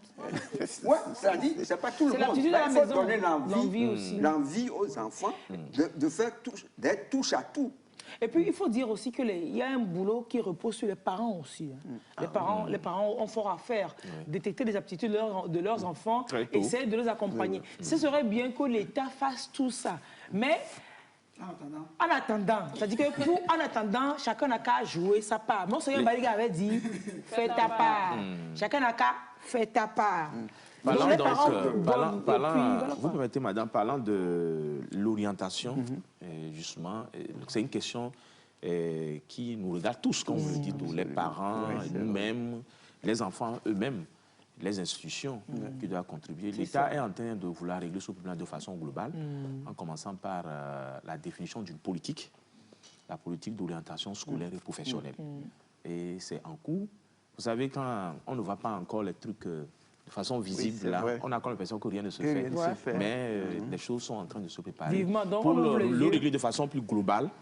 Que de on dépose nos yeux pour voir. Non, il n'y a pas de souci, ça va se faire. Moi, j'ai été impressionné par les différents dispositifs de lave-main que les Togolais ont créés. Et avec les coronavirus, là. Mais il y a certains... À pédale, vous bougez, vous touchez à ça, le savon se verse et tout ça. Et maman me dit que ça a été fait ici. Oui, ça a été fait par les artisans, par les lycées techniques et les centres de formation. Les gens sont ingénieux, quoi. Il faut maintenant les accompagner. Ça ne manque pas. Oui, ça ne manque pas, quoi. On a de la chance de les avoir. Ça. Il faut les accompagner, les soutenir. C'est ça. Il faut donner un coup de main, pas un coup de pied. Non, pas de coup de pied. Beaucoup de coups de main, d'ailleurs. Il faut donner des coups de main. Donc voilà, en même temps, on ne dit pas que tous les jeunes se ruent sur l'enseignement technique, parce que qui soignerait, qui deviendrait les docteurs en médecine, en pharmacie, qui viendraient bavarder à la télé samedi et dimanche. C'est vrai qu'il y a plus de demandes Mais il faut se sentir aussi manuel, il faut se sentir aussi dans ce qu'on... voilà, comme vous dites, il suffit d'aller en immersion pour détecter le métier que l'on veut faire. Mais on vous encourage beaucoup plus à être technique, enseignement technique, non, pour l'insertion un pays qui se veut, émergent, je ne sais pas comment on peut le faire si on n'est pas technique. Tout à fait. On passe par l'industrialisation, par la transformation. Un soir, je vois une dame qui conduisait quoi? Moto au lait. Je dis, mais ça, c'est magnifique, ça.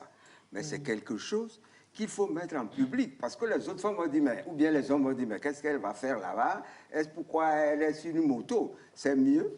Moi, j'ai trouvé que le Togo avance. Il y a des choses que nous voyons comme ça qu'il faut publier, qu'il faut rendre quand même que les gens savent que, effectivement, conduire une moto. Les femmes conduisent des motos déjà. Non, si ça, pour faire Zémidian, il y a des femmes qui conduisent même des camions cités. Donc, oui, on en a plus. Et on a vu même une là qui conduisait quoi, taxi bagage.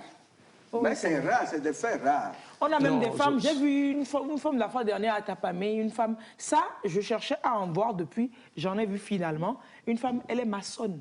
C'est rare de voir des femmes dans la maçonnerie. Moi, je n'ai pas souvent vu. Vous allez constater que le document que je tiens, pas souvent vu. Elle est maçonne. On a mis, la plupart, c'est les femmes. Pour dire qu'aujourd'hui, les choses sont en train de changer. Même les qui sont mécaniciennes, il faut en parler, tous les métiers dits d'hommes, aujourd'hui, les femmes se retrouvent. Ça. Nous avons plein de femmes dans nos centres de formation aujourd'hui qui embrassent les métiers dits d'hommes. Alors, aux jeunes, informez-vous, renseignez-vous sur les secteurs porteurs, pour surtout ceux qui sont encore en collège ou bien au primaire. Déjà, dès la maternelle, on arrive à déceler les aptitudes des enfants. Les enfants qui se dirigent vers la case mécanique ou alors qui se dirigent vers le quartier du médecin, on peut déceler. Les parents les accompagnent. L'information leur parvient déjà au niveau du collège. Ils savent comment faire le choix.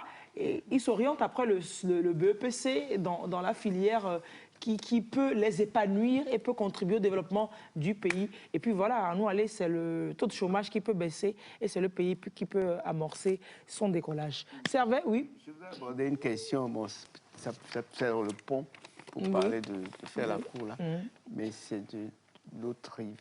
C'est le cours, c'est notre cours. Oui.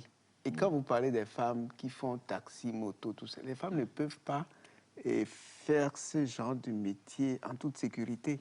C'est toujours à cause de nous, les hommes aussi. Si une femme fait taxi-moto, elle doit arrêter à 17h ou 18h. Pour aller faire la manger à un gros ventre. Non seulement ça, mais elle vous prend à 22h, vous l'amenez dans un coin, on ne sait pas ce que vous allez en faire. Il y a tout ça. C'est vrai. Oui, il y a des risques, quoi. Il y a des risques pour ça. Bon, elles sont plus exposées que nous, les hommes, quoi. Oui, et puis nous, on a une certaine moralité dans nos sociétés, on préserve certaines choses, on préserve certaines valeurs.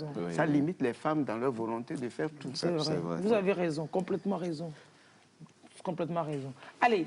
Je voulais ajouter quelque chose pour sensibiliser, informer, parce que c'est dans cette dynamique que nous sommes maintenant, les jeunes. Ces documents, les deux documents que j'ai ici, je voudrais parler d'eux d'abord. Il y a le guide des formations techniques et professionnelles, très important pour les jeunes.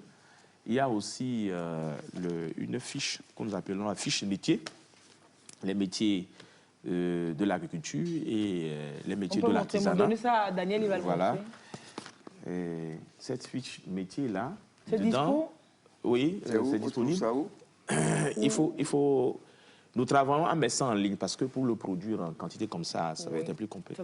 On va mettre ça en ligne puisque le numérique existe. Et comme ça, les jeunes partout, surtout que les jeunes maintenant aiment les TIC. Ils sont accros donc aux TIC, donc ils vont pouvoir, par un simple clic... En ligne, ça dit qu'on pourra aller sur le site du ministère. Sur le site du ministère, par exemple, pour pouvoir avoir ça. Nous sommes en train même de développer ce que nous appelons système d'information géographique, qui permet, par un simple clic aussi, de voir sur une carte du Togo où sont implantés nos différents établissements. Et quand vous cliquez sur un point qui représente un établissement, il y a une autre fenêtre qui vous sort et qui vous dit ce que l'établissement a fait comme formation. Vous voyez? Et donc, dans le même sillage, toutes ces informations vont se retrouver. Quand vous prenez les fiches métiers, c'est que pour chaque métier, on vous dit un peu ce que c'est, quelle formation il faut faire pour y arriver et quel est le profil d'entrée que vous devez avoir voilà, les exigences du métier, et puis cool. après, à quoi ça peut aboutir. C'était une Vraiment, c'est rubrique très de l'émission, intéressant. de l'ancienne saison de l'émission, le Bala, on appelait orientation. On prenait un métier, on prenait un professionnel qui venait nous expliquer son métier, les défis, les contraintes, les joies de son métier. Et puis toutes les informations dont vous parlez, que vous donniez là, on essayait de les donner également pour orienter les jeunes. Donc vivement quand même ce service où toutes les idées d'entrepreneuriat, toutes les idées d'entreprise seront compilées et que nous, autres riches investisseurs, pouvons aller choisir notre domaine et puis investir nos milliards qui dorment là. Hein, nos milliards qui dorment quand même. Ben oui, les milliards, donc on va... On peut faire 25 millions dans le ciment. Ouais, on construit beaucoup, là, et puis moi, j'ai quelque chose à dire. Monsieur de vous faites sur notre temps de drague. Non, on dit, je vais dire tout de suite. On dit qu'il y a l'info, etc. Moi, je vois dans la rue des panneaux qui disent faites vos études en France. Bon, je dis en France. C'était comme si c'était une femme. Non, ça c'est un autre sujet. On va en reparler. Je veux qu'on les lycées techniques, qu'on puisse voir des panneaux dans la ville où on dit il faut aller au lycée technique, formation professionnelle. Merci. Hier, pas plus tard qu'hier, que j'ai vu ces panneaux, je me suis dit, bon, c'est comme si on vous dit, eh oui, la tendance vous offre l'opportunité facilement de partir. Non, oui.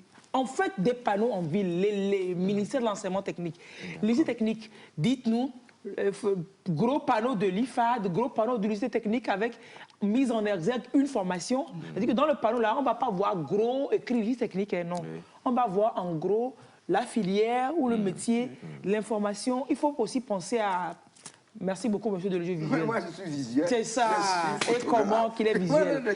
Allez, c'est avec ce sujet qu'on va faire la transition. On ne va pas souffler, mais on va souffler en sujet. Hein? On est sorti et on vous a posé la question de savoir, on vous a demandé de nous raconter votre plus belle déception. Pourquoi vous voulez ramener des douleurs dans les Quelle était votre plus belle déception amoureuse? Non, on va suivre et puis vous allez nous raconter un à un chacun ici votre déception amoureuse. Mais c'est là, c'est pas une récréation. Non, même pas. Bon, il faut dire qu'au début, c'était pas trop mon genre. Donc voilà, c'était juste une petite relation pour moi et je m'investissais pas assez en fait. Donc avec le temps, les moments qu'on passait ensemble et tout ce qu'elle venait faire pour moi et qu'elle faisait ou qu'on faisait ensemble et tout, à un moment, je me suis rendu vraiment compte que je suis en train de... Bon, pas en train, j'étais tombé vraiment amoureux et tout allait un peu bien jusqu'au moment où vraiment j'ai voulu vraiment qu'on passe vraiment à une étape plus supérieure. Et c'est là, à ce moment-là, que elle me dit plutôt que voilà, là, ce n'est plus trop ça de son côté, tu vois. Donc, c'était un peu compliqué. Et au cours des discussions, après les discussions, j'ai mené une petite enquête. Et il s'avère que le nouveau mec duquel elle est tombée amoureuse, c'était un ami à moi. Ah ouais. Donc là, j'étais vraiment, voilà quoi, bas, mais ce qui est bien, c'est que ça n'a pas duré quand même après. Leur truc là, ça n'a pas duré. Donc voilà, on a pas là-bas, mais c'est grâce à moi qu'ils s'étaient connus. Mais moi, je savais pas qu'entre temps, ils s'étaient vus en cachette ou ils s'étaient vus et qu'après, il y a eu quelque chose qui est né. Ouais. Donc c'est là où j'ai eu un peu le choc. Je suis facilement passé à autre chose, mais bon, quand même, c'est quelque chose qui reste ancré, quoi. J'aimais une fille qui m'a finalement trompé avec mon cousin. Et c'était vraiment le moment où je voulais déclarer mes sentiments envers elle. Et je me suis rendu compte que c'est comme ça. Et elle sortait avec mon cousin. Et voilà, j'ai pas pu supporter ça. Et j'ai arrêté la relation. Et je voyais des actions, je posais la question à la fille, si c'est vraiment ce que je vois, si c'est vrai. Elle me disait que non, c'est pas ça, que comme, voilà, on est tous et ensemble. Et ça se répétait, en fait. Et un jour, je les ai vus les deux. Et j'ai posé la même question que, voilà, et si c'est vraiment ce que je viens de voir, elle y niait. Au finish, je me suis rendu compte que c'était vraiment du sérieux entre eux.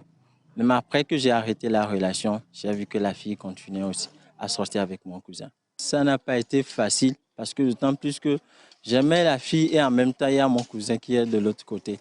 Et après avoir arrêté la relation, et je faisais avec parce que mon cousin, il est là et la fille aussi là-bas. Mais au finish, j'ai surmonté tout ça là. J'aimais un garçon et que je prétends, bien qu'il prétend m'aimer, mais je ne savais pas que c'était de la fausseté, son amour. On était ensemble, ça fait 5 ans, voire 6 ans. Et un jour, j'avais découvert une relation entre lui et une autre fille. Je lui ai posé la question de savoir ce qui est entre eux. Il m'a dit que ce n'est rien. Mais quelques mois plus tard, j'ai constaté que la fille était enceinte de lui. Je lui ai demandé, il m'a dit qu'il voulait juste l'enfant, que comme c'est une fille illettrée, j'ai cru naïvement. Et au fil des temps, j'ai constaté ou bien j'ai remarqué qu'il avait un second enfant avec la fille. Et à cause de l'amour que je portais pour lui, et j'espérais toujours, mais un jour, ou bien un soir, il m'a envoyé un de ses collègues pour me dire que ça n'allait plus entre lui et moi, donc de rompre avec lui. Que lui-même, il voulait me dire ça face à face, mais il n'a pas ce courage.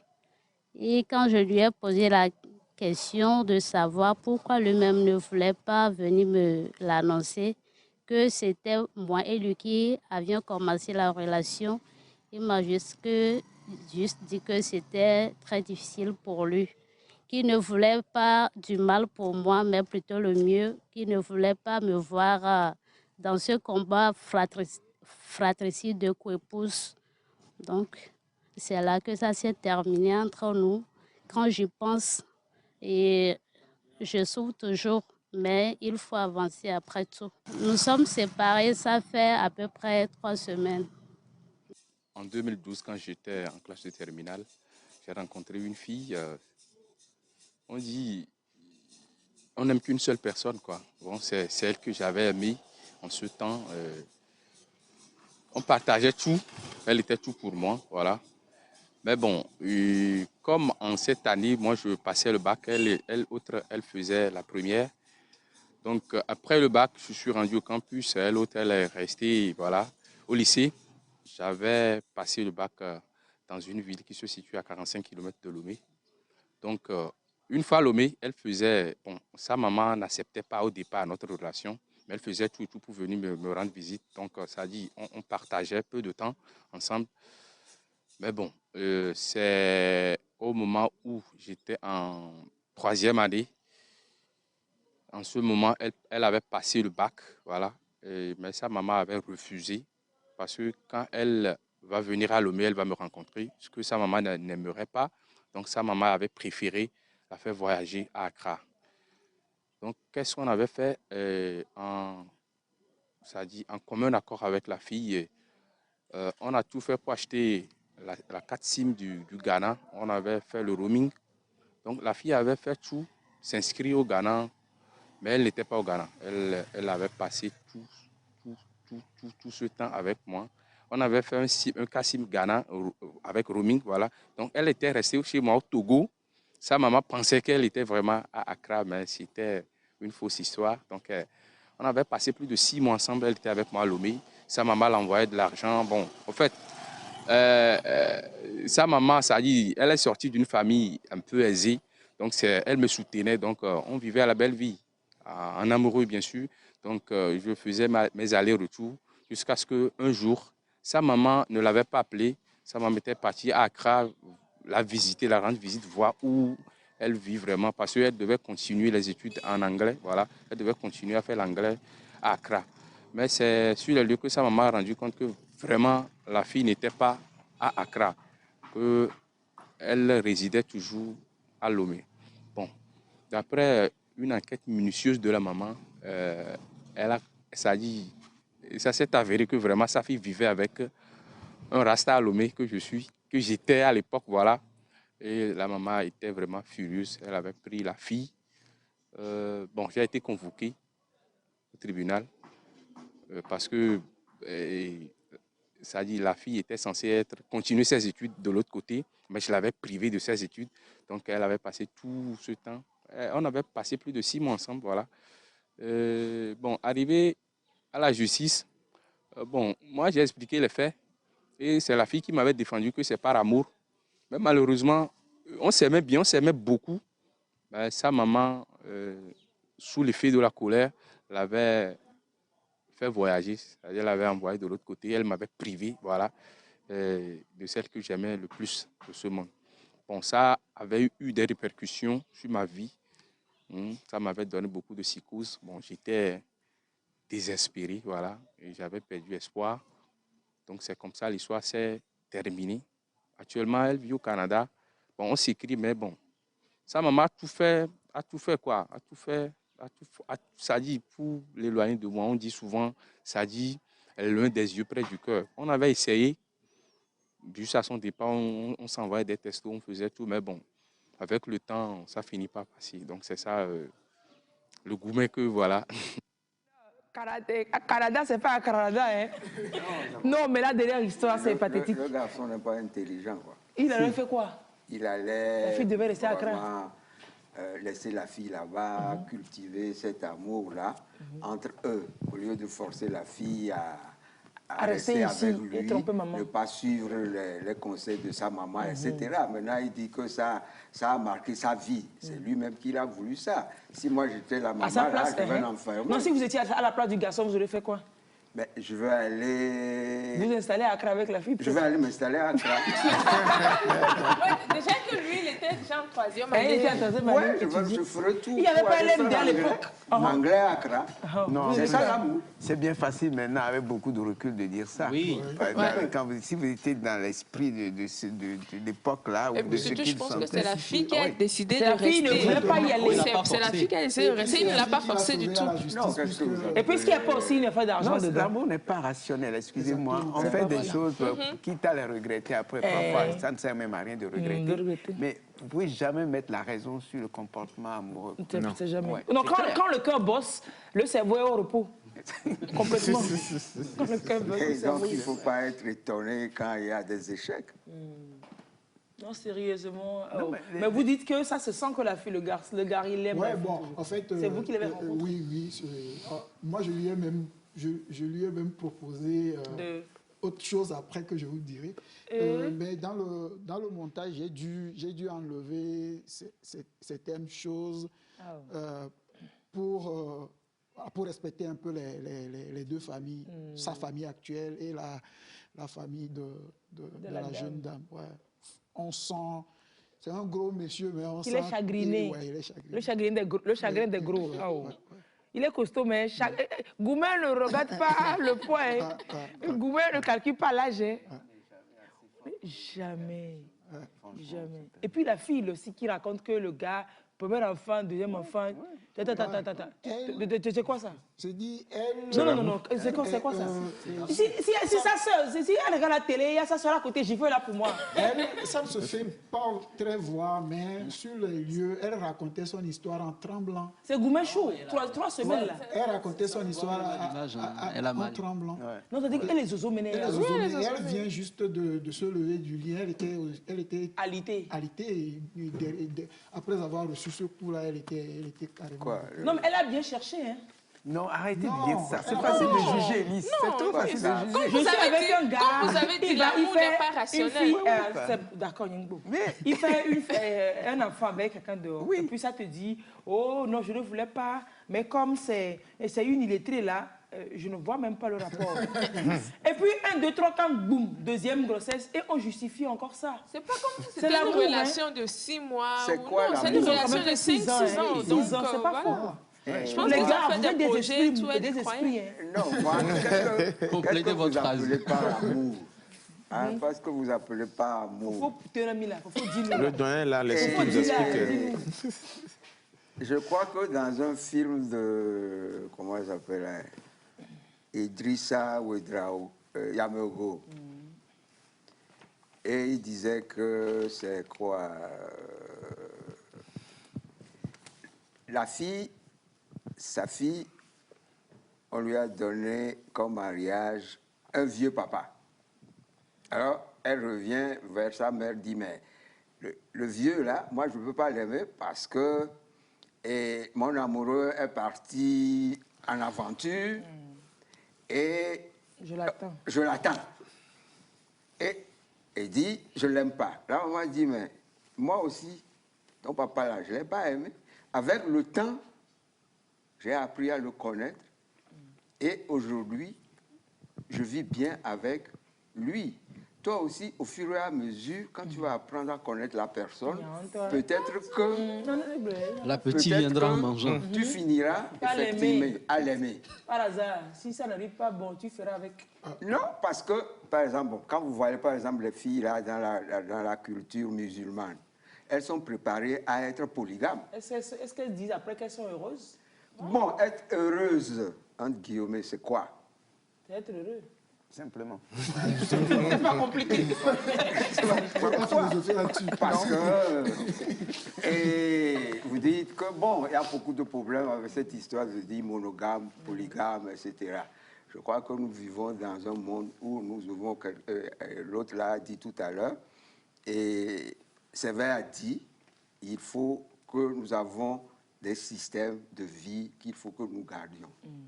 Effectivement, il se trouve que certains, leur culture, c'est la polygamie. Et si tu es éduqué, tu as cette éducation... Tu te résignes. Est-ce que c'est résigné? Tu sais que c'est comme ça la vie. Non, mais excusez-moi, est-ce que c'est dans nos cultures, la polygamie est imposée? Est-ce qu'elle est imposée? Voilà, je ne crois pas que dans nos cultures, ça... Non, ce n'est pas imposé, mais ça arrive comme ça. Oui, mais tu n'es pas obligé d'être polygame. On n'est pas obligé de l'accepter. Et puis on n'est pas obligé de l'accepter. Elle, là, elle dit... 3, 4, je l'aime encore, parce que l'autre, on a dit que il est illettré, mais je l'aime, et je l'aime encore. C'est de la truandise, le monsieur, c'est de la malhonnêteté sentimentale. C'est de l'escroquerie sentimentale. Le monsieur était un escroc sentimental. C'est de l'escroquerie. Non, lui aussi, il l'aime. Donc, on ne va pas polémiquer, on ne va pas débattre longtemps sur les histoires de Goumet. Votre premier chagrin amoureux, c'était quoi, vous? Vous supposez qu'il en a eu plusieurs. Non, si c'était le premier ou le dernier, c'est bon. Mais le premier, il marque toujours. Bon, moi, vous qui pensez, vous raisonnez autant. Non, c'était quoi le goût? Moi, j'ai un truc qui m'a marqué et que je pense encore. Vous y pensez toujours? C'était au niveau de... Vous savez, à l'époque, moi, j'ai fait l'école catholique et arrivé à, comment on appelle là, au CM2, on fait ce qu'on appelle communion solennelle.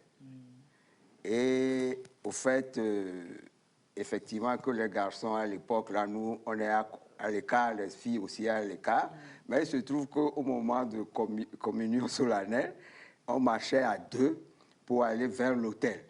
Et dans notre tête, on se disait, ah, quand tu fais ça, c'est peut-être que c'est la femme, là, la fille, là, qui sera plus tard ton épouse. Ton épouse. Ah, donc c'était le rang des garçons, le rang des filles. Il y a le rang des garçons, le rang des donc filles. C'est forcément... Donc, moi, je marchais avec cette fille-là. Et pendant longtemps. Et je ne pensais qu'à elle. Et quand j'ai trouvé que ça ne peut pas marcher, je me suis dit, je vais aller au séminaire. Il pensait à une autre communion. Vous aviez quel âge à l'époque, quand c'est arrivé? Ok, il dit que quand ça n'a pas marché avec la fille, il dit qu'il va aller. Alors, quand j'ai dit ça n'a pas marché, c'est-à-dire que dans notre tête, tu vois, il fallait qu'on est parti maintenant en classe de 6e. Elle, on l'a envoyée à Tapamé. Moi, je suis resté à Lomé. Bon. C'est-à-dire que... Il est très réalisateur. Il se faisait son film. Il se faisait son film dans la tête. Vous voyez qu'un peu, c'est peut-être... Non, mais ça, vous avez eu mal. Comment vous avez ressenti ce mal-là? C'était comment? Est-ce qu'on sentait le mal? Non. C'était quoi? Qu'est-ce qui vous a décidé à aller au séminaire? Bon, on s'est trouvé que, bon, on était aussi timide à l'époque. Et on nous a pas appris... Qui te drague, qui te dit pas. Tu le malmènes seulement. Non, c'est-à-dire que est-ce qu'on drague même? Parce que déjà, il y a un problème, tu ne peux pas rentrer chez la fille, on se voit tu ne peux pas lui parler, tu ne peux pas... Il y a beaucoup de choses, tu ne peux même pas parler. Tu vis seule ta relation avec elle. Toi-même, tu as envie de lui dire quelque chose, mais tu ne peux pas lui dire ça parce que On était encore enfants. Oui, excusez-moi. Ce que moi j'ai connu à cette époque-là, on était encore au couple, mais au CM2 à peu près, il y avait toujours un intermédiaire, une intermédiaire. Ça, c'est toujours... Oui. Même au lycée. On avait connu ça, qui venait charger de... Voilà, Michel m'a chargé de vous dire. Est-ce que vous savez que tel... Et puis bon... Alors que vous aussi, vous aviez... Alors, c'est la facilitation. C'était le Blaise Compaoré de l'époque. C'est le médiateur facilitateur. Sinon, c'est vrai qu'on était vraiment timide dans ces choses-là. Puis on ne sait pas si l'autre va dire oui ou pas et tout. Rateau. Voilà, après, vous dites, mais si ça ne prend pas, qu'est-ce que je vais devenir? J'aurai honte et tout ça. Quoi. Moi, quand j'ai corrigé la lettre d'un gars au lycée avec Bicourou, je lui ai renvoyé la lettre par l'entremetteur. L'entremetteur était trop content quand je lui ai envoyé la lettre. Puis je lui ai dit, bon, c'est bon, je lui ai donné la réponse. Comme vous dites que tu ne sais pas ce que ça va te donner après, on a bien souligné les photos. Bicourou, j'avais trop de photos. On l'a mis dans l'enveloppe, je lui ai renvoyé une enveloppe neuve. Il a passé sa réponse. Non, à la prochaine récréation, j'étais transparente, le gars ne m'a pas vu. Il dit que, de toute façon, il m'a dépassé, mais c'est méchant. Non, mais c'était trop méchant. Il m'a dépassé. Ce que vous avez fait, c'est gentil. C'était gentil. C'était trop gentil. Non, mais il m'a dépassé. Mais souvent, puisque moi, là, je suis à la A. Série A, j'étais là. Donc, apparemment, lui était sur l'autre bâtiment. Donc, je ne sais pas s'il me guettait de la classe. On sort de l'escalier. Donc, il y a une descente, on se retrouve ensemble, il y a une descente comme ça. Et je me suis rendu compte que très souvent, donc c'est après la lettre que je me suis rendu compte que oui, je rencontre ce gars souvent quand je descendais. Il ne m'avait jamais rien dit. Donc, on le retrouvait souvent, lui il était série scientifique, on le retrouvait souvent quand on descendait, quoi. Très souvent. Peut-être des fois on se saluait, mais on n'y pensait pas. Quand j'ai eu la lettre... Non, lui, il pensait. Quand j'ai eu la lettre... Il faisait tout pour que vous sortiez au même moment. C'est ça, la première question. Mais ce qui m'a énervé, pas énervé, mais j'ai eu trop... Il était trop méchant. Après la correction, mais on est descendu, c'est celui qui n'a pas guetté qu'on descende ensemble. Il aurait évité ça. Mais on s'est retrouvés, mais le gars, c'était comme s'il ne me connaissait pas. Il m'a... Viens quoi? C'est méchant. Ça, il était trop méchant. Je dis, et vous, ce que vous avez fait, c'est très gentil. Je me demande... Et puis on riait, quoi. Non, mais en plus, bon, souvent les scientifiques, là, bon, la grammaire et tout, c'est pas le problème. Peut-être qu'il aurait eu une meilleure écriture et puis qu'il y aurait... Ça n'a rien à voir avec les sentiments qu'il éprouvait. C'est vrai. Au plus, à l'époque, moi, j'y pensais, même pas dans... Je n'étais pas dans ça. Mais peut-être quelque chose pour secouer... maintenant, vous êtes dans ça? Et comment? Quelque chose pour te secouer un peu, ça aurait été bien que ça t'aurait... secoué pour te dire, dans la vie aussi, il y a ça. Bon, moi, je n'avais pas compris tout ça. Donc, mais je vois le truc, purée de patates, de machin chouette. La série littéraire, tu corrigeais la copie. Avec Bicourou, non, mais toutes mes excuses, il me suivent vraiment. C'était les folies de jeunesse. Mais vraiment, je n'ai pas aimé, parce que tu m'as zappé. C'était une réponse. Et il était fâché. C'est la réponse aujourd'hui. Il va enlever automatiquement le numéro. Il va supprimer le numéro. Monsieur Olou, vous voulez nous raconter une déception? Déception. De jeunesse qui vous a marqué? Non, quand le doyen et le frère en parlaient tantôt, je me suis rappelé quand nous étions aussi au CM2. Afin de CM2 pour les garçons. J'étais aussi très timide. Et donc, pas plus tard que 2 ans, que j'ai, à la suite du décès du frère de la fille en question, on a renoué, et je lui disais que c'est comme ça quand nous étions au CM2. Vous étiez amoureux? J'étais amoureux de vous. Il dit, ah bon, vous ne m'avez jamais dit, vous ne pouvez pas le dire. Oui, il y a ce problème. Les femmes disent souvent, mais tu ne m'avais rien dit. Comme si ceci l'avait dit, ça aurait marché. Ça n'aurait pas marché. Peut-être que ça aurait pu marcher parce que dans leur tête à elle, ce n'est pas à elle de faire le premier pas. Peut-être qu'elle éprouvait aussi quelque chose pour toi. Mais bon. Donc, je crois que c'était une question de timidité. Aujourd'hui, les femmes tendent de plus en plus à faire le pas. Tente. Oui, tendre. Oui, tendre. C'est pas encore ça. C'est toujours tendu, hein? Oui, c'est toujours tendu. Tendre, oui, c'est ça. Il y en a très peu. Ça fait partie de nos habitudes aussi, nos coutumes également. Oh, mais avec la concurrence sur le marché, maintenant, il faut y aller. Non, mais... Tu trouves pour toi, il faut attaquer. Viens ici. J'ai comme l'impression que quand les femmes draguent, ça ne... Si, ça peut... Ça ne foire pas. Oui. Non, que ça ne foire pas souvent. Ça peut foirer. Il y a un taux d'échec assez réduit quand même. Quand la femme drague. Non, c'est que parfois on pense que bon, elle est facile. Oui, c'est ça. Puis l'homme est opportuniste. Ouais, c'est pas fondé. Non, tout ça, c'est toujours de nos cultures. C'est de là, de notre culture. Une femme qui drague, c'est toujours vu d'une certaine manière. Voilà, mais c'est pas bien vu, qu'elle est facile, qu'elle soit voilà, c'est ça. Les hommes disent qu'ils préfèrent quand même aller à la chasse que de offrir du gibier sur un plateau. Non, j'ai horreur de ça, de cette image. La femme de chasse, pas, non? Oui, la femme n'est pas un gibier.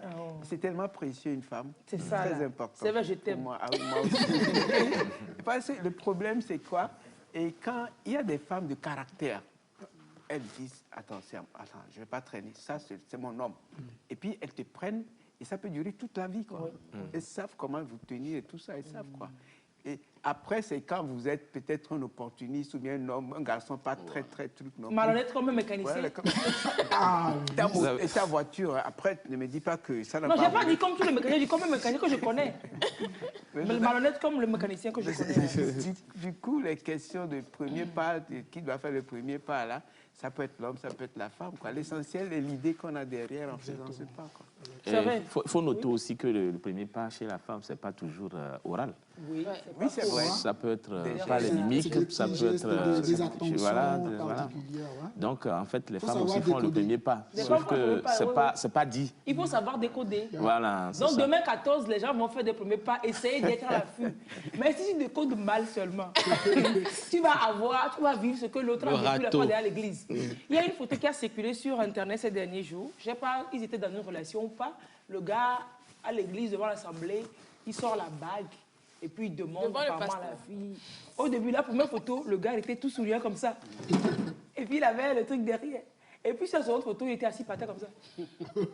Bon, commentaire composé. La fille a dit non. Ouais, elle a dit non. Devant l'assemblée, là. La fille a dit non. Oui, le gars voulait faire comme dans les films. Oui, je suis d'accord. Alors que ça marche que dans les films. Non, mais est-ce que la fille était au courant de ce truc? Elle n'était pas branchée. Non, souvent, elles ne sont pas au courant. Elle ne savait pas. Oui, non, mais souvent, dans les films, elles ne sont pas au courant. Non, mais oui, mais vous avez bien dit en fait, dans ces églises-là, on dit, bon, j'entends dire que tu rêves de la personne et devant le pasteur, tu fais ta déclaration, quoi. Bon, et des fois, il y a des filles qui refusent, quoi. Oui, mais c'est normal. C'est pas obligé. Tu n'es pas obligé, quoi. C'est-à-dire c'est la religion oblige les gens à faire la religion n'oblige à rien.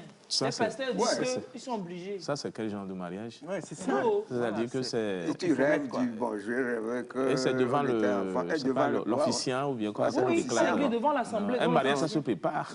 Merci. Non, ça, c'est pas mal. C'est une demande en mariage. Non, même une demande en mariage. Même une demande en mariage, ça se prépare. C'est pas parce qu'on soit ensemble que je peux me marier avec toi. Non, non, c'est vrai. Même avant d'aller faire la demande, déjà, l'autre, c'est que... Il y a la forte probabilité qu'on me demande. Voilà. On a déjà préparé, compte tenu de tout ce qui s'est déjà passé. En fait, dans les films, on ne montre pas tout ce qu'il y a derrière. Voilà. C'est la demande seulement qu'on voit. Et aussi, souvent, dans les films, il n'y a pas souvent râteau. Mais lui, il a expérimenté. Il faut arrêter de prendre ce qu'on voit dans la télé, dans les films, comme la réalité, quoi. C'est ça. Non, parce que maintenant, on est tellement... comment on appelle, envahi par les télénovelas, et on prend que la vie, c'est comme ça, quoi. Et il y a beaucoup d'échecs qui arrivent comme ça. La vie, c'est pas un film. C'est vrai, on dit que un film, c'est la vie, mais il y a quand même ce côté de fiction que les gens ne comprennent pas. Alors, monsieur Dokokou, comment est-ce que vous draguiez avant, quand vous étiez jeune? Technique de drague? Bon, pas technique de... Bon, quand on a commencé, après, ça c'est... Non. C'est-à-dire que quand je dis, quand on a commencé effectivement à, disons, à fréquenter les filles, c'est déjà au niveau du collège. Et qu'est-ce qu'on faisait? Et on ne peut pas à l'époque, nous, on n'avait pas la possibilité. Il y a des heures où tu dois rentrer à la maison. C'est après 19h, là, il faut rester à la maison. Donc, on se voyait un peu. Moi, j'ai fait le collège Saint-Joseph et les filles sont à Notre-Dame. Et les moments où on avait cette possibilité de nous voir, c'est la fête du collège Saint-Joseph, le 19 mars. Donc, vous avez retenu la date? C'est une date importante. 19 mars, Saint-Joseph. La fête du Saint-Joseph. On faisait du théâtre au collège. Donc, les filles de Notre-Dame venaient au collège. Et c'est à ce moment-là qu'on a cette possibilité de les voir au moins jusqu'à 21h. Le marché s'anime. Bon, après bon, on va quoi? On invite à aller au cinéma. C'est quel cinéma? À l'époque, c'est... Le Togo Rex. Il y a d'abord le Togo, mais après, surtout, c'est quand il y a eu le cinéma, comment on appelle là, Opéra. Sur le... À côté de l'immeuble Tabac, là. Voilà, l'immeuble Tabac. Et on se retrouvait là-bas autour de, disons, 18h. Yeah. Et après, le film, on se retrouvait à souper. Hein, il y avait une boulangerie qui était là-bas, dans les coins. Souper. Et là, on a cette possibilité d'acheter du pain avec du beurre, avec tout ce qu'il y a. 15 francs. 15 francs, je crois. Et le tout, ça fait à quoi? Ça fait, on sortait avec 1000 balles. Non, c'est trop. Le pain, c'est à 15 francs. Oui, il y a le complet. Quand tu dis complet, je crois que ça va à 35 francs. On te met du beurre et du pâté. Après, tu prends le coca. Le coca, c'était à 25 francs. Purée de patates. Et tout ça, vous deux, ça fait 2 coca. Ça fait 50 francs. Et le pain, 35, 35, 70. Moins de 500 francs. C'était une fortune. Avec le même salaire. Avec le même salaire. Avec 1000 francs. Oui, et tu vas là. Et ton budget 1000 francs, mais 1000 tu francs sortais. pour 2 personnes. Et tu revenais avec la... Et puis comme Lomé, c'est pas... Lomé s'arrête quoi? Au collège Saint-Joseph ou bien au collège protestant. Donc on marchait. Il n'y avait pas José Mignon à l'époque. Et puis c'est mieux de marcher. Vous passiez encore du temps avec la personne et puis vous... Et le papa à la maison ou bien la maman là, elle regarde l'heure là. Et des fois, vous vous retrouvez nez à nez avec le papa. Et puis, tu vois, on se taille. Non, mais ce qui était bien aussi, c'est que c'était quand même des relations qui s'arrêtaient que sur ça. Sur ça. C'est-à-dire qu'on ne connaissait pas encore l'histoire de sexe, etc. Ça nous faisait même peur parce que quand on se dit, mais si jamais tu engraisses la fille, là, l'école s'arrête. Tu engraisses. L'école s'arrête net. Et pour toi, pour la fille. Donc, tu deviens soit menuisier ou mécanicien, comme on a dit tout à l'heure. Et avant, c'était des métiers pas valorisés. On pensait que c'était des échoués qui passaient. Un truc comme ça. Donc, on faisait attention. Donc, on se dit, avant, c'est les études. Et après, on verra si, après le bac, ou bien quand on aura fini, on aura le temps de trouver la femme de notre vie, etc. Voilà, à peu près. Allez. Donc, quand on dit draguer, là, bon. Bon, vous avez quand même la femme avec qui vous êtes, après, vous avez dragué, comment vous vous êtes pris, etc. Je vais lire quand même tout de suite la réaction, le goumen de quelqu'un. Il dit, mon plus grand goumen. C'est quoi, goumen? Remonte, goumen, c'est déception amoureuse. Ça vient d'où? Non, non, c'est le charabia, le jargon ivoirien. Remonte à l'âge de 11 ans, en 2010. Vous êtes encore jeune. Il est précoce. Missen que j'aurais dit là, Missen que j'aurais dit là, Yako, mon frère. Missen que j'aurais dit là, il a 22, 23 ans, c'est normal, 22 ans maintenant. Quand j'ai offert un petit coffret de dessin à la désirée, qu'elle remit à son coban pour qui elle avait un faible. Oups, c'était un goumen fracas. À chaque fois que nous avions dessin et que c'était mon pseudo-rival qui utilisait mon coffret au lieu de ma désirée à l'époque. J'étais malade. Adolescence, désir d'enfant, vraiment quoi. Non, mais elle est...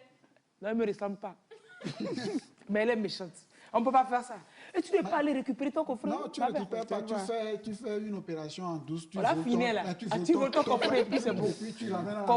Non, coffret de dessin. Elle a remis à l'autre qui était dans le même banc qu'elle. Et puis l'autre aussi, il utilise ça en classe. Est-ce que lui sait? Il ne savait pas. Non, c'est la femme. La femme, c'est un esprit aussi. La femme, non, c'est pas possible. En fait, on fait comme si ce sont que les femmes qui lâchent les hommes. Les hommes aussi lâchent les femmes. Bon, on a vu dans le... Mais dans beaucoup d'exemples, on pense que... Voilà. Dans le sujet même, le dernier, c'est carrément la maman qui a lâché l'homme et la fille. Allez, les amours de CM2 sont toujours les meilleurs. Mon premier amour était de CM2 en 3e. Après, le BPC, on a été séparés. Donc, tu as été avec la fille de CM2 en 3e. C'est parce qu'on n'a pas précoce ça par hasard. Après, le BPC, on a été séparés par la distance. Oh, il n'y avait pas de contact en ces temps-là. On s'est retrouvés 5 ans après, mais pour moi, elle n'allait plus m'aimer. Mon goumen était récemment lors d'une retrouvaille entre anciens camarades de primaire où elle m'avoue que même à l'instant là, elle m'espérait toujours célibataire car l'amour y est toujours. Le hic, c'est que moi-même, je l'aime toujours aujourd'hui. Sauf que je suis mariée à une magnifique femme avant une sublime fille de 8 ans. Il faut parler, il faut exprimer vos désirs. tu l'aimais, et puis elle aussi, elle aurait pu dire. Au début, c'était un amour platonique. Elle aurait pu dire aussi. Oui, mais est-ce que l'amour dure toujours? D'après ce qu'il dit, ce n'est pas fini, quoi. Ça a fait plus de 10 ans. Ou bien ça a des rebondissements, ça meurt, ça se réveille. Oui, ça meurt quand le contact était coupé. Au bout d'un moment, ça s'estompe, ça ne meurt pas, ça s'estompe, il y a pause. C'est embailleuse. Maintenant, le réveil, c'est brutal. C'est comme l'arc-en-ciel, quoi. Ça passe, et puis une autre pluie, là, ça revient. L'amour, je crois que c'est en dents de scie, quoi. Bon, mais là, il faut savoir comment vivre après, quoi. Mais d'après ce que Lise dit, là, le contact est important pour réveiller ça. Pour réveiller ça, oui. Mais moi, j'ai fait 3 ans de relation avec un jeune qui m'a... C'était mon premier homme, il m'a déjà 19 ans. Enseignant volontaire dans le temps, il était à 10 000 francs le mois. Et cela n'était pas régulier. J'aidais sa maman à faire du charbon et c'était de ça qu'on vivait. À ma grande surprise, il réussit au concours de l'ENI et il enseigne quelqu'un d'autre au même moment que moi. J'ai découvert cela quand ma grossesse avait 5 mois. Et il a plus donné son amour à l'autre que moi. J'ai enfin quitté la relation après mon accouchement qui a retardé mes études et qui m'a fait rater beaucoup de chances envers 2 hommes. Cela m'affecte jusqu'à un point que je n'arrive plus à aimer. C'est aussi ça, les histoires. Faut pas faire... Ça arrive à tout le monde. Oui, mais quand elle dit qu'elle a raté d'autres chances, qu'est-ce qu'elle savait? Qu'est-ce qu'elle savait? Peut-être que c'est des malheurs qu'elle a ratés. Ça pourrait être pire, quoi. Des malchances, oui. Est-ce que vous savez qu'il y a une maladie du chagrin d'amour? Il y a le syndrome du chagrin. Joseph, il faut nous en parler. Le syndrome du cœur brisé. Ah oh. Eh oui. Vraiment? Ça avait été découvert en 1980.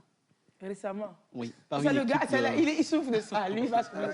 C'est le gars qui a demandé à marier la fille. C'est après. C'est là, il riait ça. Oula. Avec la bague. Et le gourmet, quand le râteau est arrivé. Oula. Il a cuit le corps, là. Non, il doit se souvenir de ça, oui, dites-nous. Oui, donc ça avait été découvert par une équipe de scientifiques japonais en 1980 et appelé sous le nom Takotsubo. En japonais? En japonais, ce qui voulait dire piège à poulpe. Et cette maladie est caractérisée par l'affaiblissement des muscles cardiaques. Ah ouais. Le cœur ne bat plus, quoi? Ne bat plus comme avant. Comme avant. Les muscles cardiaques sont relâchés. Et donc, le cœur perd du tonus. Attends, c'est pas psychologique, c'est physique même? Non, c'est physique. Et perd son élasticité.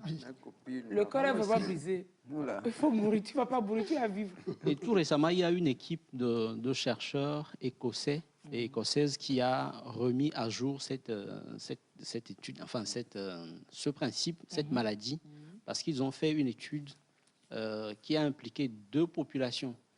Il y a un certain nombre de personnes qui ont souffert de chagrin d'amour et comparatif. De l'autre côté, il y a des gens qui n'ont jamais eu de chagrin d'amour. Même avec des déceptions, ils n'ont pas eu de chagrin derrière. De chagrin d'amour. Il y en a qui sont très sensibles, plus que d'autres. Oui. Et donc, on a fait des analyses, plein d'analyses à ces personnes-là, notamment des échographies et des scanners. Et il s'est révélé que chez la population qui a souffert de chagrin d'amour, il y avait beaucoup de problèmes. La pompe du cœur, ce qui permet au cœur d'envoyer le sang aux organes, les muscles de cette pompe-là étaient relâchés. Et donc, le cœur n'arrivait plus efficacement à envoyer, à travailler. Et cette maladie peut conduire à la mort. Tu veux rire? Ressemblait beaucoup à quelqu'un qui a fait une crise cardiaque. C'est chagrin d'amour. C'est chagrin d'amour. Et les symptômes restent les mêmes pratiquement. Parce que ces personnes vont avoir des douleurs à la poitrine, vont avoir des douleurs dans le bras gauche. Comme une crise cardiaque, comme pour une crise cardiaque. Voilà. Des douleurs dans le dos, en fait, c'est une crise cardiaque. Des difficultés respiratoires. On aime avec quoi? On aime avec le cœur. Voilà. Donc quand on dit cœur brisé, c'est vraiment que c'est brisé. Ça, voilà. Des difficultés respiratoires. Avec comment on appelle, des conséquences physiques. Des conséquences physiques, absolument. Non, des difficultés respiratoires. Difficultés respiratoires, nausées, sueur froide. Nausées, sueur froide, tout ça. Vous savez, il y a certaines personnes, quand ils sont déçus, quand ils reçoivent un coup, surtout en amour, ils courent dans les toilettes pour vomir. Oui, c'est vrai. Moi, c'est pas forcément un coup en amour, mais quand il y a un coup tout court, une nouvelle qui vient... te choque. Je sors par devant et par derrière. Par en bas et puis par en haut. Par en bas et puis par en haut, tu sors. Ah oui, pendant longtemps, on a cru que les symptômes de cette crise pouvaient disparaître du jour avec le temps, avec comme ça, le temps, mais non, ça persiste. Tout comme chez les personnes qui ont fait un arrêt cardiaque, qui ont fait une crise cardiaque. Donc, les symptômes persistent. arrêtez de Et vous donc, c'est des de gens vous qui amuser doivent avec la être vie pris en des gens. charge. Donc, c'est des gens qui doivent être pris en charge à l'hôpital par des médecins, normalement comme quelqu'un qui a fait une crise cardiaque. Attends, chagrin d'amour. Oui. Maintenant, comment est-ce qu'on peut faire pour éviter d'avoir un chagrin? On peut avoir des déceptions. Mais comment est-ce que c'est possible d'éviter le chagrin? Docteur Wankurama te dira de voir ça autrement, de chercher à tirer le meilleur du drame qui s'est... La tête ne répond pas en ce temps-là. La tête ne répond pas à la cervelle. Mais c'est pas évident. C'est clair que C'est c'est ce pas que je dis, évident. la tête ne répond pas toujours. Le cœur est là, il prend le dessus. Et puis la tête ne répond pas. L'évidence, c'est que c'est la fin de l'émission. Ouais. Et que demain, c'est la Saint-Valentin. Il y aura des cœurs. Il y aura des cœurs brisés, il y aura des chagrins d'amour. Ah oh. Ah oh. Ceux qui projettent de briser les cœurs, il faut voir tous les dégâts que vous allez faire. Vous allez créer syndrome de Taku machin quoi? Syndrome des cœurs brisés. Non, non, en japonais là. Le nom, c'est le nom de... Takochuba. Le syndrome de Takochuba. De toute façon, c'est Tchukuchuku là, ça peut briser. C'est clair que c'est brisant. Des fois, on ne pense pas forcément à l'autre. Hein? Oui, on pense. Quand on prend ses décisions, on ne pense pas forcément à l'autre. On pense d'abord à soi. Il faut surtout penser à soi aussi. Parce que l'autre, tu ne sais pas ce qu'il a dans sa tête. À force de penser à lui, il va avoir 2 enfants dehors, alors que toi... Oui, c'est pour ça qu'on dit qu'il y a communication. C'est quand il n'y a pas communication d'information. Même quand il y a communication, si ne veut pas vous dire, vous dira pas. Hein? Avant d'aimer l'autre, aimez-vous vous-même. Voilà. Aimez-vous vous-même avant d'aimer l'autre. Protégez-vous vous-même avant de protéger l'autre. Donc si on se dit ça et que l'on assimile ça, c'est vrai, je vous laisse le dernier mot. Philosophie amoureuse. Avant d'aimer l'autre, aimez-vous vous-même. Mais bien sûr. Okay. La fille si elle s'aimait ne serait pas laissée jusqu'à le 2e enfant va sortir et puis on va lui dire, par correspondance, c'est fini entre nous.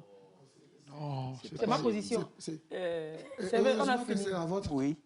C'est la fin de l'émission. On se retrouve samedi prochain. On ne prend même plus de rendez-vous. C'est une évidence.